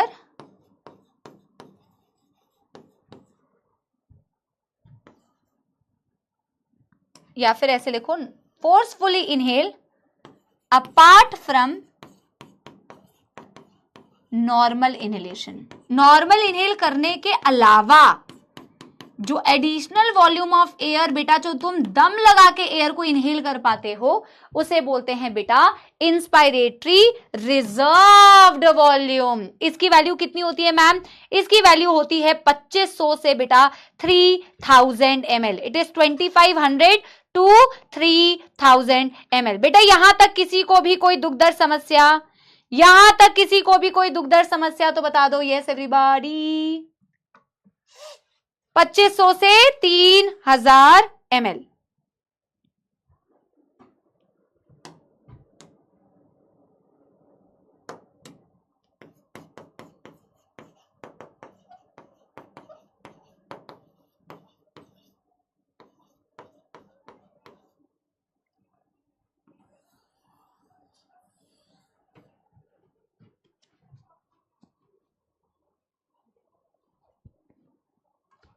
done done done everybody, done done done. अब बेटा वैसे ही बेटा जैसे तुमने, अब मैं पूछूं बेटा ये वाली ग्राफ क्या रिप्रेजेंट कर रही है, तो पहले तो मुझे ये बताओ ये वाला जो ग्राफ है ये क्या रिप्रेजेंट कर रहा है, पहले मुझे ये बताओ। ये जो मैंने यहां तक का ग्राफ बनाया बेटा ये क्या रिप्रेजेंट कर रहा है, पहले तो मुझे ये बताओ। जल्दी जल्दी जल्दी जल्दी जल्दी जल्दी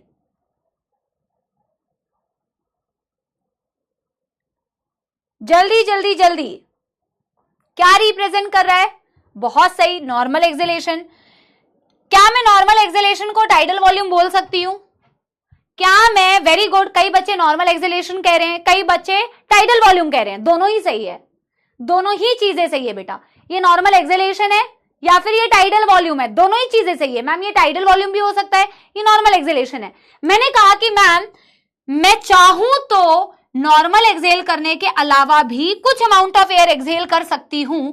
वो बहुत ज्यादा नहीं होगी, बट मैम कुछ अमाउंट में मैं एयर को एक्सेल आउट कर सकती हूं। तो यानी कि मैम नॉर्मल एक्सेल करने के अलावा भी, इसके अलावा भी जो एडिशनल अमाउंट ऑफ एयर मैं दम लगा के एक्सेल आउट कर सकती हूं उसे बोला जाता है बेटा एक्सपायरेटरी रिजर्व वॉल्यूम। तुम चाहो तो कर सकते हो पर तुम करते नहीं हो, वो अलग बात है। मैंने नॉर्मल एक्सेल किया हुआ है बट मैं इसके अलावा भी मैम कुछ अमाउंट ऑफ एयर में दम लगा के बाहर कर सकती हूं, वो होती है मेरी expiratory reserved volume. Yes everyone, yes everyone. तो बेटा जी इसकी डेफिनेशन मुझे नेक्स्ट पेज में लिखनी पड़ेगी, मेरे पास जगह नहीं है, ठीक है। नंबर 3 है बेटा क्या हमारा ERV, जिसे बोला जाता है expiratory reserve volume. Expiratory reserved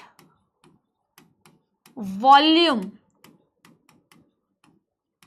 expiratory reserved volume.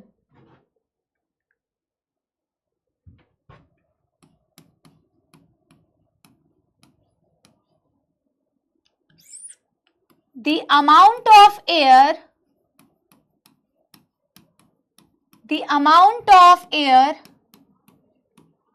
a person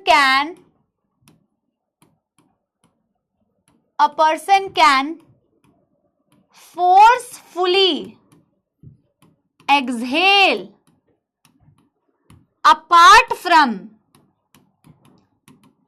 normal exhalation. Apart from normal exhalation.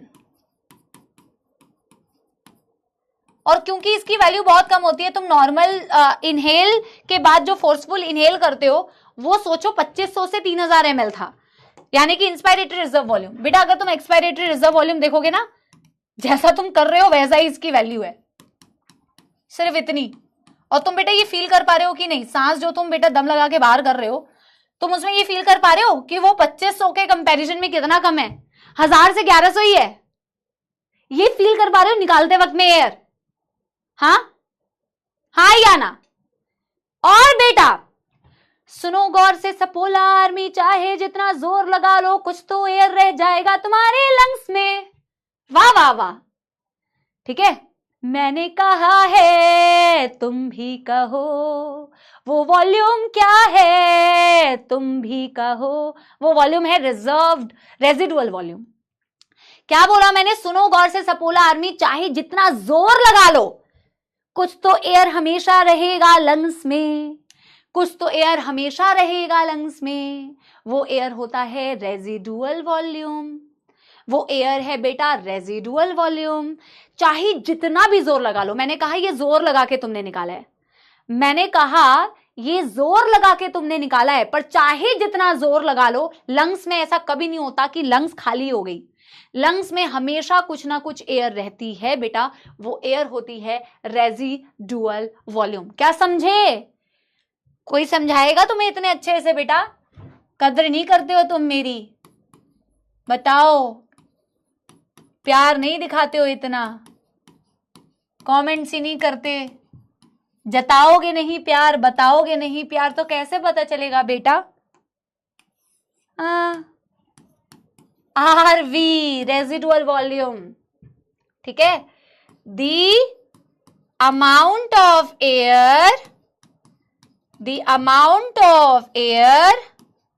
Left in the lungs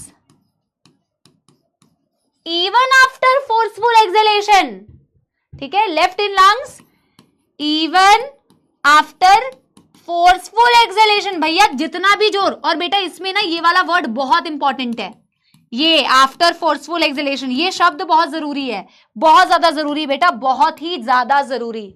we love you ma'am, अरे आई लव यू टू। अब तो तुम्हारे साथ चाय पार्टी करेंगे भाई, नंबर लेके आओ बेटा, खुश मेरा मन उसी से होगा, ठीक है। और तुम कभी ये कॉन्सेप्ट्स नहीं भूलोगे बेटा। अभी मैं छोड़ो यार, अभी आज बहुत बातें होगी, आज नहीं करूंगी यार, अगले दिन बताऊंगी। कितने सारे जो टॉपर से मैं मिल रही हूं, उनकी जब बातें सुनती हूँ तो बड़ा अच्छा लगता है ना। अब बेटा वापस से इसका कंक्लूजन दे दूं, एक बारी इसका वापस से कंक्लूजन दे दूं, आप इसको नोट कर लो। और पता है इसकी वैल्यू को याद रखना भी बहुत आसान है बेटा। जैसे आरवी की वैल्यू इस देखो, जैसे तुमने ये 1000 से 1100 लिखा है ना, तो यहां पे 1100 से चालू करो, यहां 1100 पे खत्म हुआ, यहां 1100 से चालू करो, 1100 से 1200 ml, 1100 से 1200 ml, ये हो गया तुम्हारा आरवी रेजिडुअल वॉल्यूम, ठीक है, ठीक है। एक बारी कंक्लूजन देती हूं और फिर तुम्हें ना कैपेसिटीज चालू करवाऊंगी। काश मैं एक डायग्राम से ना तुम्हें ये बता, मैं सोचती हूं कि क्या मैं एक डायग्रामेटिकली तुम्हें ग्राफ से, तो जैसे तुम्हें समझ में आ गया है ना, अगले दिन बनाऊंगी। अगले दिन ना मैं कोशिश करूंगी कुछ ना नया करने की, कोई नया एक डायग्राम के थ्रू ना, जैसे ह्यूमन लंग्स बना दिए, तो लंग्स में मैं एयर की वॉल्यूम्स को दिखा दिखा के तुम्हें समझा पाऊं कि ये टाइडल वॉल्यूम है, ये इंस्पायरेटरी रिजर्व वॉल्यूम है, ये एक्सपायरेटरी रिजर्व वॉल्यूम है, ये रेजिडुअल वॉल्यूम है। मैं कोशिश करूंगी ना एक डायग्राम ऐसा लेके आऊं, कुछ इनोवेटिव समझाने की कोशिश करूंगी, बट मेरे को लग रहा है कि तुम्हें इससे भी समझ में आ गया होगा। तो बेटा मैं ये कह सकती हूँ, देखो वापस से एक बारी मैं वापस से यहाँ पे डायग्राम में तुम्हें लेके आती हूँ। ग्राफ में मैंने कहा एक इंसान, अगर ग्राफ को मैं इतना ऊपर लेके जा रही हूं तो यानी कि वो नॉर्मल इनहेल कर रहा है, इतना लेके जा रही हूं तो नॉर्मल एक्सहेल कर रहा है, normal inhale normal exhale, normal inhale, normal exhale. तो एक इंसान बेटा नॉर्मल कंडीशंस में कितना एयर इनहेल या एक्सहेल आउट करता है वो वैल्यू और लगाया हुआ है बेटा, ठीक है। वो वैल्यू होता है मैम टाइडल वॉल्यूम, वो वॉल्यूम होता है टाइडल वॉल्यूम। ये सारे रेस्पिरेटरी वॉल्यूम्स में मैम सबसे कम होता है, ये होता है 500 ml। फिर मैम एनसीईआरटी ने ये जो 6000 से 8000 वाली वैल्यू लिख रखी है मैम, ये 6000 से 8000 वाली वैल्यू टाइडल वॉल्यूम में क्यों लिखी हुई है मैम? क्योंकि बेटा टाइडल वॉल्यूम, आप कोई भी रेस्पिरेटरी वॉल्यूम को जो कैलकुलेट करते हैं वो एक ब्रेथ के लिए कैलकुलेट करते हैं, एक सांस में। लेकिन तुम एक मिनट में कितनी बार ब्रीथ करते हो? 12 से 16 बार। अगर तुम इन सबको 12 से 16 बार मल्टीप्लाई कर दोगे, इंस्पायरेटरी रिजर्व वॉल्यूम या एक्सपायरेटरी रिजर्व वॉल्यूम, तो वो पर मिनट का डेटा आ जाएगा। अगर चाहो तो, करना नहीं है बेटा। तो पर मिनट अगर तुम्हें कैलकुलेट करना है टाइडल वॉल्यूम को ब्रीदिंग रेट से मल्टीप्लाई करते हो तो मिनट रेस्पिरेटरी वॉल्यूम आता है, उसकी वैल्यू दी हुई है बेटा 6000 से 8000 ml, ठीक है। फिर मैंने बोला बेटा कि ये तो तेरा नॉर्मल इनहेल था, बट तो इसके अलावा भी बेटा अगर तू दम लगाए, फोर्स लगाए, तो दम लगा के नॉर्मल इनहेलेशन करने के बाद भी तो कुछ एयर है जो दम लगा के इनहेल कर सकता है, उसे बोलते हैं इंस्पायरेटरी रिजर्व्ड वॉल्यूम। और ये बहुत ज्यादा होती है, ये सबसे हाईएस्ट होती है सारे वॉल्यूम्स में, वो होती है बेटा 2500 से 3000 ml। वैसे ही मैंने कहा कि जब तू नॉर्मल एक्सहेल करता है ना बेटा, तो तू उसके अलावा भी कुछ एयर है जो दम लगा के बाहर कर सकता है, उसे बोलते हैं एक्सपायरेटरी रिजर्व्ड वॉल्यूम। फिर बेटा मैंने क्या कहा कि भाई चाहे जितना जोर लगा लो, कुछ तो एयर रह जाएगा हमेशा लंग्स में। तो तूने चाहे जितना मर्जी बेटा अपने दुनिया भर का जोर लगा लिया, तू लंग्स को खाली नहीं कर सकता। समझ ले ये तेरे लंग्स में बचा हुआ एयर है, इसे बोलते हैं बेटा रेजिडुअल वॉल्यूम। पहले तो आप मुझे यहां तक बता दो कोई दुख दर्द समस्या, पहले तो आप मुझे बता दो बेटा यहां तक कोई दुख दर्द समस्या। अगर नहीं है, चमक गया कॉन्सेप्ट, तो बेटा दिल बना दो। अगर क्वेश्चन में पूछे तो टाइडल वॉल्यूम पूछेगा ना भाई, ये थोड़ी पूछेगा टाइडल वॉल्यूम पर मिनट बता दो। भाई तुम लोग कैसे कंफ्यूज हो सकते हो? टाइडल वॉल्यूम पूछेगा 500 ml ही होता है। कभी भाई अगर 6000 से 8000 ml पूछेगा तो तुमसे पूछेगा कि मिनट रेस्पिरेटरी वॉल्यूम बताओ, ठीक है जी। यस एवरीबॉडी, मेरे प्यारे प्यारे जग से न्यारे सपोलों को क्या residual volume, tidal volume, expiratory reserve volume, inspiratory reserve volume यहां छपा है कि नहीं बेटा? नोटबुक में तो छप गया है, यहां छपा है, क्लास में याद हुआ। इसको घर जाके मम्मी को सुनाओ, पापा को सुनाओ, बहन को सुनाओ, डॉग को सुनाओ, बिल्ली को सुनाओ, जिसको सुनाना सुनाओ, सुनाना। जब सुनाओगे तो वो चीज बेटा यहां सेट होगी। समझ में आ गया बेटा बात? यस। अब बेटा कैपेसिटीज, 2-3 कैपेसिटीज तो हम आज कर ही लेंगे, 2-3 कैपेसिटीज तो बेटा आज हम कर ही लेंगे, ठीक है। हेडिंग डालते हैं रेस्पिरेटरी कैपेसिटीज। कैपेसिटीज जो होती है ना बेटा, वो वॉल्यूम्स के ही समेशन से बनती है।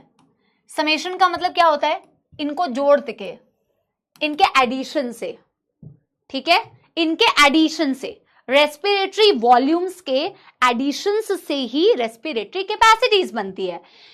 तो अलग अलग रेस्पिरेटरी कैपेसिटीज जो है वो अलग अलग रेस्पिरेटरी वॉल्यूम के कॉम्बो से बनते हैं। जैसे तुम्हारे पास कॉम्बो ऑफर आता है ना, जैसे 2.0 वालों को 1.0 मिल गया, यहाँ पे भी पढ़ रहे हैं, वहां पे भी पढ़ रहे हैं, यहाँ पढ़ नहीं रहे हैं, यहाँ तो कुछ भी कर रहे हैं, ठीक है। तो कॉम्बो ऑफर, वैसे ही बेटा कैपेसिटीज कॉम्बिनेशन से बनती है, समेशन से बनती है। किन के समेशन से? रेस्पिरेटरी वॉल्यूम के समेशन से बनती है। कौन से रेस्पिरेटरी वॉल्यूम के समेशन से बनती है? वो तो बेटा अलग अलग कैपेसिटीज अलग अलग वॉल्यूम के समेशन से बनती है, जो हम पढ़ते हैं अभी, ठीक है। हाँ जी मेरे प्यारे प्यारे सपोलो, यस एवरीबॉडी, ठीक है। तो पहले तो हम लिखेंगे respiratory capacities are formed by combinations of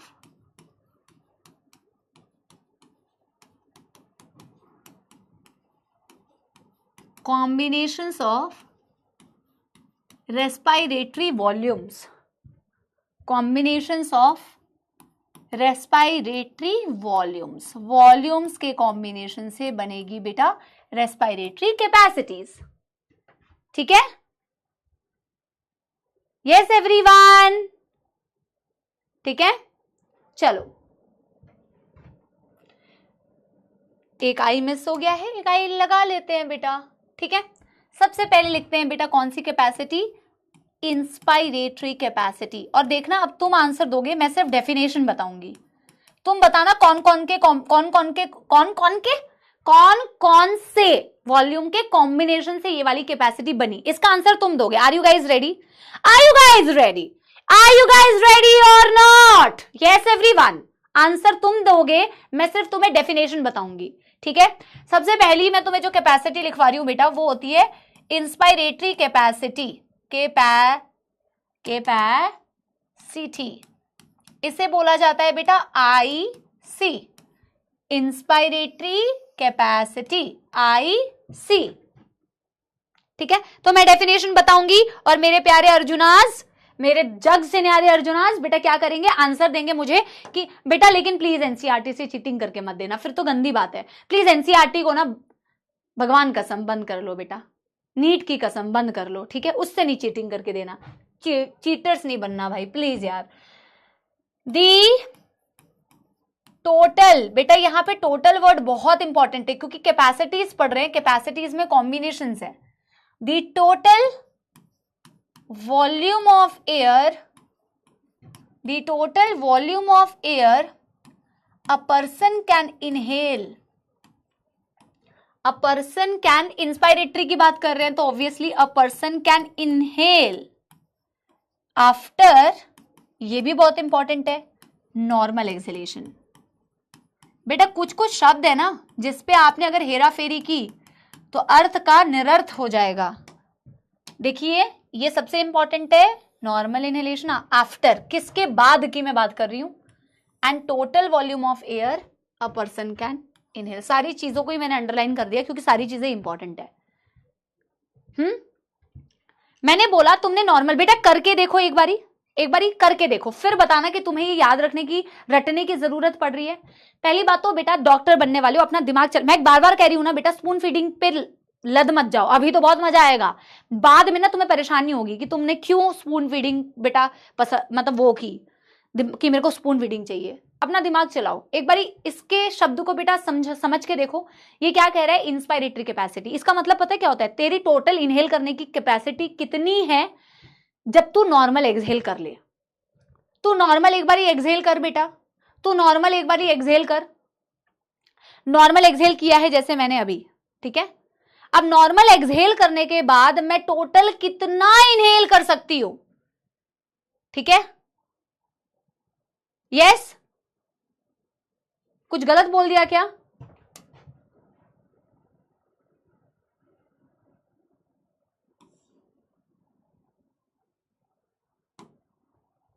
सही तो लिखा है, the total volume of air a person can inspire after normal exhalation. फिर तुम रॉन्ग क्यों लिख रहे हो बेटा, रॉन्ग क्यों लिख रहे हो भाई?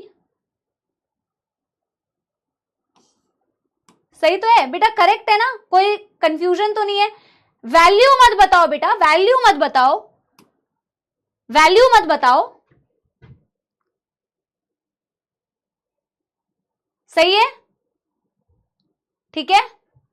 हाँ चलो सुनो, अब बेटा मैं कह रही हूं तूने नॉर्मल एक्सहेल कर लिया, अब तू टोटल कितना एक्सहेल कर सकता है, मैंने क्या बोला। अब बेटा वापस से आओ, ग्राफ पे आओ, ठीक है यार, ये स्पैमर्स इतने स्पैमर्स है ना कि क्या बताऊं। बेटा अब एक बार ये ग्राफ पे आओ, ग्राफ पे मैं कह रही हूं तूने नॉर्मल एक्सहेल कर लिया, तूने ये एयर बाहर कर दिया, तूने ये एयर बाहर कर दिया।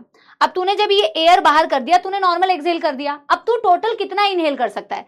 बेटा यहां पे भी तो तूने नॉर्मल एक्सहेल किया था ना, ये तूने नॉर्मल एक्सहेल किया था, जब तूने नॉर्मल एक्सहेल किया था उसके बाद तू कितना इनहेल कर सकता है, तू कितना इनहेल कर सकता है बेटा। एक तो तू टाइडल वॉल्यूम इनहेल कर सकता है और एक तो तू बेटा इंस्पायरेटरी रिजर्व वॉल्यूम भी इनहेल कर सकता है, समझ रहे हो?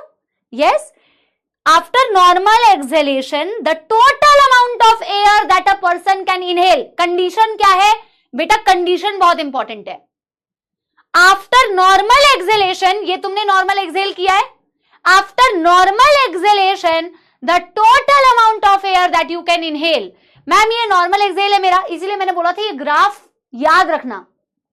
नॉर्मल एक्सहेल करने के बाद मैं टोटल कितना इनहेल कर सकता हूं, ये है मेरी इनहेल करने की कैपेसिटी, यानी कि इंस्पायरेटरी कैपेसिटी। यानी कि मैं चाहूं तो ग्राफ में यहां पे ऐसे लिख सकता हूं कि this is my IC, the combination of tidal volume plus inspiratory reserve volume. बोलो चमका की नहीं, हाँ या ना बेटा, बोलो हाँ या ना, बोलो हाँ या ना।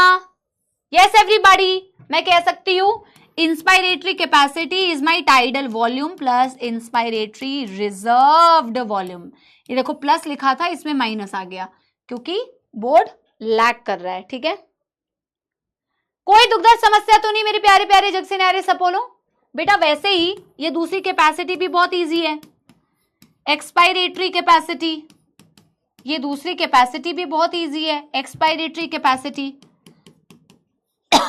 मेरा लैरिंग्स फट जाएगा बेटा, ऐसा ना हो कुछ दिनों में बेटा मैं बोलना नहीं चाहिए। बेटा शुभ शुभ बोलो, शाम का समय है। जैसे मैंने बोला कि मेरी टोटल इनहेल मेरी करने की जो कैपेसिटी थी वो थी मेरी इंस्पायरेटरी कैपेसिटी, लेकिन कब? नॉर्मल एक्सहेल करने के बाद।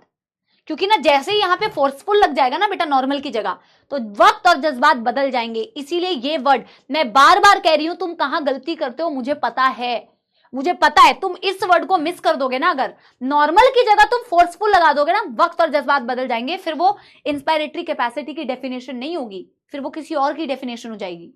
ठीक है, जब मैं कह रही हूं कि इंस्पायरेटरी कैपेसिटी का मतलब है कि the total volume of air a person can inhale, क्योंकि इंस्पायरेटरी कैपेसिटी है तो मैं इनहेल करने की बात कर रही हूं। The total volume of air a person can inhale, but condition क्या है? After normal exhalation. Normal exhale किया उसके बाद मैं कितना इनहेल कर पा रही हूं। वैसे एक्सपायरेटरी कैपेसिटी कहती है कि भाई मैंने नॉर्मल इनहेल किया है, आफ्टर नॉर्मल इनहेलेशन, जैसे इसमें आफ्टर नॉर्मल एक्सहेलेशन है, उसके बाद मैं टोटल कितना एक्सहेल कर पाती हूं, वो है मेरी एक्सपायरेटरी कैपेसिटी। डेफिनेशन भी तो कितनी आसान है बेटा। जब इंस्पायरेटरी कैपेसिटी की बात कर रहे हैं तो तुम किस वैल्यू को कैलकुलेट कर रहे हो? Total volume of air a person can inhale, और अपोजिट वाले का तुम्हें लास्ट में लगाना है आफ्टर नॉर्मल एक्सहेलेशन। वैसे ही जब तुम एक्सपायरेटरी कैपेसिटी कह रहे हो तो तुम कहोगे total volume of air, total volume of air a person can, a person can exhale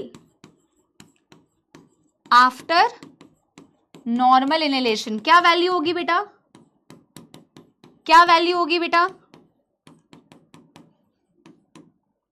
मैंने नॉर्मल इनहेल किया, उसके बाद मैं टोटल कितना एक्सहेल कर सकती हूं, तो inspiratory capacity is equal to tidal volume plus expiratory reserved volume. बोलो हाँ या ना, बोलो हाँ या ना।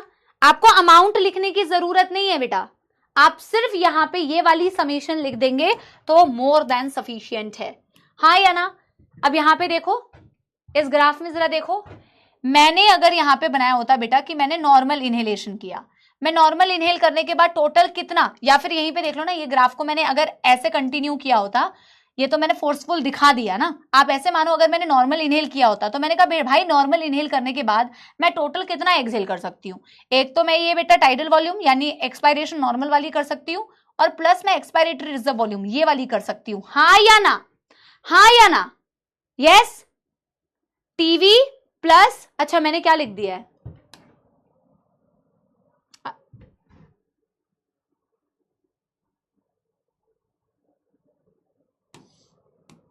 अच्छा ईसी।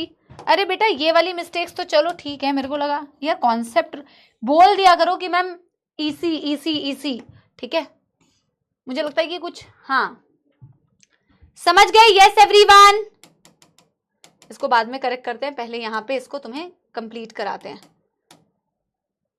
यस एवरीवन, यानी कि बेटा मैं क्या इस वाले वैल्यू को, क्या मैं इस वाले वैल्यू को इसी लिख सकती हूं? हाँ या ना, पहले ये बता दो। मैं एक और वॉल्यूम बता के जाऊंगी बेटा, जिसको पेशेंस नहीं है, जिसको क्लास छोड़ के जानी है, जिसको टाटा बाय बाय करना है, आप प्लीज जाइए। मैं फंक्शनल रेजिडुअल कैपेसिटी बता के जाना चाहती हूँ क्योंकि वो इससे रिलेटेड है, और दो कैपेसिटीज बचेंगी वो हम अगली क्लास में डिस्कस कर सकते हैं, लेकिन मैं फंक्शनल रेजिडुअल कैपेसिटी बता के जाना चाहती हूँ, वो बहुत तगड़ा कॉन्सेप्ट है और वो बेटा इससे रिलेटेड है, तो आज ना फ्लो में कंटिन्यूटी में तुम बढ़िया समझोगे, इसलिए मैं वो बता के जाऊंगी। अगर किसी को जाना है तो आप प्लीज चले जाओ, कोई दुख दर्द समस्या तो नहीं बेटा तुम्हें। बेटा ये एक वन ऑफ द ऐसा टॉपिक है ना जिससे बच्चों को डर लगता है, बट बेटा अर्जुनाज तुम लोग मुझे बताओ, तुम्हें इससे डर तो नहीं लगा? तुम्हें ऐसा लगा कि ये कोई ऐसा टॉपिक है जो तुम्हें समझ नहीं आना चाहिए था, कि बिल्कुल ही मैम रटना पड़ रहा है सारी चीजें, ऐसा तुम्हें एक बार भी फीलिंग आई? आज के लिए बेटा मैं एक लास्ट कैपेसिटी तुम्हें पढ़ाना चाहती हूं, दैट कैपेसिटी इज बेटा FRC। बच्चे अक्सर फंक्शनल रेजिडुअल कैपेसिटी को रेजिडुअल वॉल्यूम से कंफ्यूज करते हैं, इसीलिए आज की क्लास में ही बताना बहुत ज्यादा इंपॉर्टेंट है बेटा। Functional residual capacity, functional residual capacity, ये आज की कक्षा में ही बताना बहुत ज्यादा जरूरी है। सुबह से ना बेटा इतना बोला है कि जुबान फिसल रही है मेरी। Functional residual capacity FRC। तो बच्चे ना अक्सर बेटा फंक्शनल रेजिडुअल कैपेसिटी को कंफ्यूज करते हैं रेजिडुअल वॉल्यूम से। बेटा रेजिडुअल वॉल्यूम की डेफिनेशन को एक बार याद करो। रेजिडुअल वॉल्यूम की डेफिनेशन क्या कहती है? याद करना वो वाला गाना जो मैम ने बताया है, सुनो गौर से सपोला आर्मी, चाहे जितना जोर लगा लो, चाहे जितना जोर लगा लो, कुछ तो एयर रह जाएगा लंग्स में, वो रेजिडुअल वॉल्यूम है। मैंने क्या कहा? चाहे जितना जोर लगा लो। तो रेजिडुअल वॉल्यूम कहती है जोर लगा के भी अगर मैं एयर को बाहर करूं, उसके बाद जो एयर बचती है वो रेजिडुअल वॉल्यूम है। ये बहुत इंपॉर्टेंट है, वो बहुत इंपॉर्टेंट है रेजिडुअल वॉल्यूम में, कि जोर लगा के मैंने एयर को बाहर किया, उसके बाद भी मेरे लंग्स में एयर थी, उसे मैंने बोला था residual volume. Functional residual capacity कहती है, ये सबसे इंपॉर्टेंट है, after normal acceleration, after normal acceleration the amount of air present in the lungs. अगर मैं बेटा यहां पे एक चीज को चेंज कर दूं तो ये फंक्शनल रेजिडुअल कैपेसिटी से रेजिडुअल वॉल्यूम बन जाएगा। ये फंक्शनल रेजिडुअल कैपेसिटी से क्या बन जाएगा बेटा? ये फंक्शनल रेजिडुअल कैपेसिटी से रेजिडुअल वॉल्यूम बन जाएगा। बेटा एक बात ना मैं कोशिश करती हूं, क्योंकि मैं पहली बार मैं ना कोशिश करती हूँ, डायग्राम मत बनाना, मैं एक बार कोशिश करती हूँ कि क्या मैं तुम्हें इसे डायग्रामेटिकली समझा सकती हूँ। वैसे तो मैं तुम्हें ग्राफ से ही समझा दूंगी, बट एक बार मैं ट्राई करती हूँ। ये समझो तुम्हारे लंग्स है, ये समझो तुम्हारे लंग्स है, ठीक है। मैंने कहा जब तूने दम लगा के एयर को बाहर कर दिया, दम लगा के एयर को बाहर कर दिया, तो जो तेरे लंग्स में एयर बच गई ना बेटा, ये पिंक कलर से जो मैं बना रही हूं फॉर एग्जाम्पल, इसे मैंने बोला रेजिडुअल वॉल्यूम। ये तूने ना बेटा दम लगा के एयर को बाहर कर दिया है, उसके बाद भी तेरे लंग्स में एयर बची हुई है, उसे मैंने बोला बेटा residual volume. But functional residual capacity कहती है तूने दम लगा के अभी एयर को बाहर नहीं किया है, बिना दम लगाए तूने सिर्फ नॉर्मल एक्सेलेशन किया है। नॉर्मल एक्सेलेशन के बाद अगर कोई मेरे लंग्स में चेक करे स्पायरोमीटर से कि मेरे लंग्स में कितनी एयर है, तो वो एयर होती है बेटा फंक्शनल रेजिडुअल कैपेसिटी। और ये पता है क्या होती है बेटा? ये होती है residual volume plus expiratory reserve volume. ये 90% बच्चों को नहीं समझ में आता, इसलिए मैं ये समझा के लास्ट जा रही हूं। अगर मैं यहां पे बेटा एक और वॉल्यूम दिखा दूं, मैं दिखाने की कोशिश करती हूं, समझो ग्रीन कलर से, समझो ग्रीन कलर से, ठीक है। ये वाली जो वैल्यू दिखा रही हूं ना बेटा, ये है ERV। इससे तुम्हें एक और कंसेप्ट तगड़ा पता चलेगा, जिससे रिलेटेड मैं एक क्वेश्चन अगले क्लास में कराऊंगी। मैंने बोला तूने नॉर्मल एक्सहेल किया, नॉर्मल एक्सहेल करने के बाद तेरे लंग्स में कितनी एयर दिख रही है? तो ये दोनों एयर दिख रही है तेरे को, एक्सपायरेटरी रिजर्व वॉल्यूम और रेजिडुअल वॉल्यूम। क्या तू रेजिडुअल वॉल्यूम को कभी भी बाहर कर सकता है? नहीं। क्या तू एक्सपायरेटरी रिजर्व वॉल्यूम को बाहर कर सकता है? हाँ। लेकिन मैं एक क्वेश्चन अभी पूछूंगी जिससे मुझे पता चलेगा कि तुम में से कितने बच्चों को ये कॉन्सेप्ट समझ में आया। ये वाला फंक्शनल रेजिडुअल कैपेसिटी वाला, नॉर्मल एक्सहेलेशन के बाद जो तेरे लंग्स में एयर दिखती है ना बेटा, उसे कहते हैं functional residual capacity. Expiratory reserve volume, अरे यार बेटा एक तो ना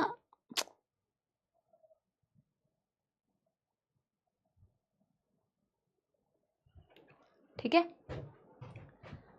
अभी सुनो, क्वेश्चन है मेरा, यस या नो में आंसर होगा। ऑप्शन ए है यस, ऑप्शन बी है नो। फिर आप बेटा टाटा बाय बाय करना, घर जाना, मैं अगले दिन फिर से रिवाइज कराऊंगी, ठीक है। क्वेश्चन है, is ERV always in lungs until we forcefully remove it, until we forcefully remove it। ये मेरा आखिरी सवाल है। मैं इन सारे कॉन्सेप्ट्स को, मैं पोल करा रही हूं, मैं इन सारे कॉन्सेप्ट्स को अगले दिन फिर से बेटा एक्सप्लेन करूंगी, ठीक है, रिवाइज कराऊंगी मतलब, ठीक है। 30 सेकेंड्स का पोल मैं स्टार्ट कर रही हूं, ठीक है। चलो आंसर देना अपना। मुझे पता है इसमें बहुत सारे बच्चे गलत आंसर देंगे और यही मैं चाहती हूं कि तुम गलत आंसर दो, इसलिए नहीं कि मेरे को बहुत मजे आएंगे तुमने गलत आंसर दिया है तो, ठीक है, इसलिए कि तुम्हारा ना एग्जाम हॉल में गलत ना हो बेटा, अभी अगर गलत हो भी जाए तो। यस या नो, यस या नो, पहले मेरे को पोल में आंसर दे दो, फिर बेटा मैं बता रही हूं, ठीक है। ज्यादा समय नहीं लूंगी बेटा यार, कुछ कुछ चीजें होती है ना बेटा कंटिन्यूएशन में पढ़ानी होती है।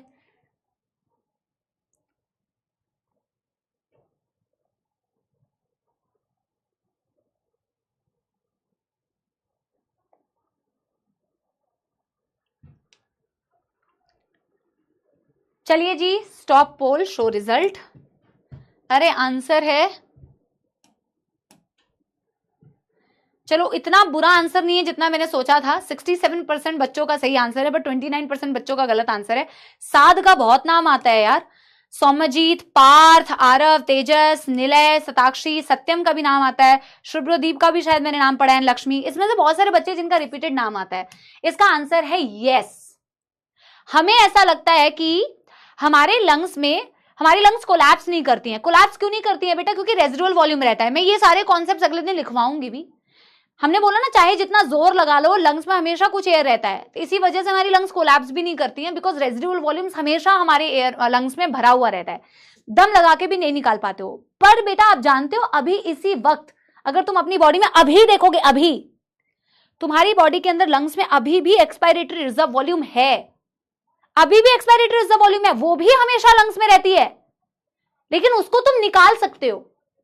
अब एक बात बताओ, क्या फोर्सफुल एक्सहेल करने के लिए, मैं समझा रही हूं 2 मिनट और दे दो, क्या फोर्सफुल एक्सहेल करने के लिए फोर्सफुल इनहेल करने की जरूरत होती है?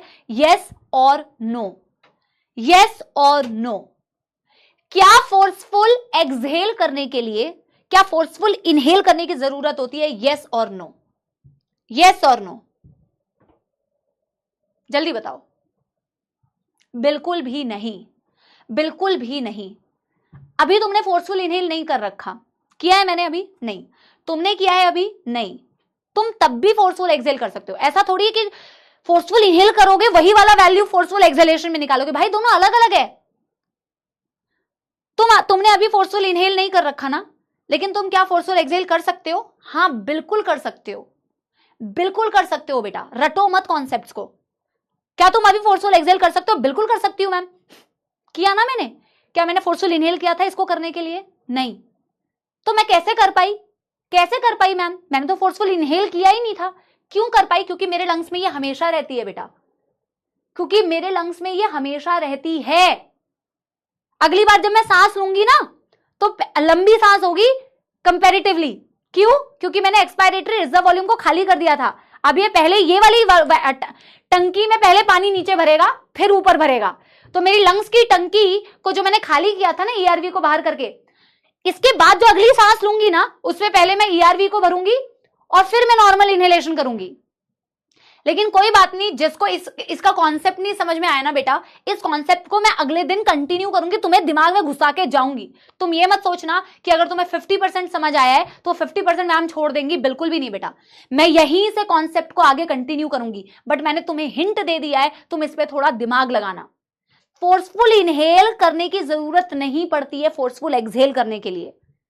तुम फोर्सफुल एक्सहेल ऐसे भी कर सकते हो, क्योंकि वो भी तुम्हारे लंग्स में है। सिर्फ इसमें और इसमें ये अंतर है कि इसे बाहर कर सकते हो, इसे बाहर नहीं कर सकते, that's all. I will continue from this point बेटा। एक होमवर्क को डिस्कस कर लेती हूं, आज तो एनसीईआरटी की रीडिंग नहीं हो पाई। होमवर्क क्वेश्चन था कि यार रेस्पिरेशन जो होता है फिजिको केमिकल प्रोसेस है, बिल्कुल फिजिको केमिकल प्रोसेस है, ठीक है। और फिजिको केमिकल प्रोसेस क्यों है? क्योंकि केमिकल का मतलब भाई इसमें रिएक्शन भी हो रही है, रिएक्शंस इन्वॉल्व। रिएक्शन मतलब ब्रेकडाउन हो रहा है, ऑक्सीडेशन हो रहा है, एक्चुअल ऑक्सीडेशन हो रहा है, कर रहे हो कि नहीं? और फिजिकल प्रोसेस के लिए बेटा बोलते हैं physico process, physico chemical process. जो तुमने बेटा स्टेप्स इन्वॉल्व्ड इन रेस्पिरेशन लिखा था ना, तो तुमने जो 1 स्टेप 2 स्टेप 3 स्टेप 4 स्टेप लिखे थे वो सारे फिजिकल प्रोसेस थे। Inhalation, exhalation, exchange of gases between alveoli and blood, transport of gases, exchange of gas between बेटा tissue and blood, वो 1 2 3 4 स्टेप वो सारे फिजिकल प्रोसेस में आते हैं। और केमिकल प्रोसेस में आता है बेटा जो लास्ट स्टेप था नंबर 5, सेल्यूलर रेस्पिरेशन, ठीक है। इसीलिए इसे फिजिको केमिकल प्रोसेस कहते हैं। बेटा आज मैंने तुम्हारा थोड़ा टाइम ले लिया, मुझे माफी दे दो, ठीक है। मैं बहुत बार बेटा तुम्हें सॉरी बोल रही हूँ, ठीक है। मैं कोई भी चीज ऐसी करती हूँ ना तो मुझे बड़ा गिल्ट होता है, बच्चों का टाइम मैंने ले लिया, ठीक है। बट बेटा तुम्हारे भले के लिए लिया है, बच्चे को भी बेटा तुमसे मिलाने के लिए इसीलिए लेके आई हूँ, तुम्हारे भले के लिए। मेरे पास बेटा हमारे AIR 1 रैंक जो 1 है ना, उसकी भी बहुत सारी छोटी छोटी क्लिप्स है, यहाँ पे दिखाना तो पॉसिबल नहीं है, तो मैं इंस्टाग्राम पे अपने शेयर करूंगी। तुम्हें कुछ भी इंस्पिरेशन मिलती है तो बहुत अच्छी बात होगी, मैं उसको बहुत जल्द शेयर करूंगी बेटा। तो इतनी सारी चीजें ना यार, पूरे साल भर इसके लिए पढ़ाते हैं यार हम, तो बच्चे आते हैं तो मिलना भी पड़ता है। थोड़ी क्लास उसकी वजह से भी डिले हो गई। और मुझे बेटा देखो मैं बार बार बोलती हूँ, जो स्पैमिंग करता है वो करता है, इट्स ओके बेटा, बट आपका भी फर्ज है, क्योंकि आपका जो बेटा कमेंट्स है, आपके जो रिव्यूज हैं, वो मेरे लिए बहुत मैटर करते हैं। तभी मुझे पता चलेगा कि मेरी क्लास आप लोगों को कैसी लगी, क्या समझ में आया, क्या बेस्ट था। वो आप हमेशा किया करो, मैं बार बार बोलती हूँ, ठीक है। सॉन्ग में सुना देती हूँ, फिर मैं जल्दी जल्दी जाती हूँ, ठीक है, क्योंकि बेटा समय आप लोगों का बहुत जा चुका है। पंजाबी सॉन्ग मुझे बेटा कुछ याद नहीं है, एक ही मेरे को वो गाना याद है, पर वो गाना सुन सुन के तुम बेटा बोर हो गए हो यार। वे मैं थो तेरा मन परया, मन परया बदल गया सारा, वे तू मैनू छड़ जाना, गल्लां तेरियां तो लगदा है यारा, गल गल ते शक कर दे ऐतबार जरा भी नहीं, हुण तेरियां अखियां च मेरे ले प्यार जरा भी नहीं। पर तुम्हारी आंखों में तो प्यार है, मेरा ते कोई है नी तेरे बिन, तेनू मिल जाना किस दा सहारा, वे तू मैनू छड़ जाना, गल्लां तेरियां तो लगदा है यारा। Thank you so much, I will see you all super soon in the next class. Ma'am के लैरिंग्स के लिए थोड़ी प्रार्थना करना, ठीक है। बाय बाय बेटा, thank you thank you thank you.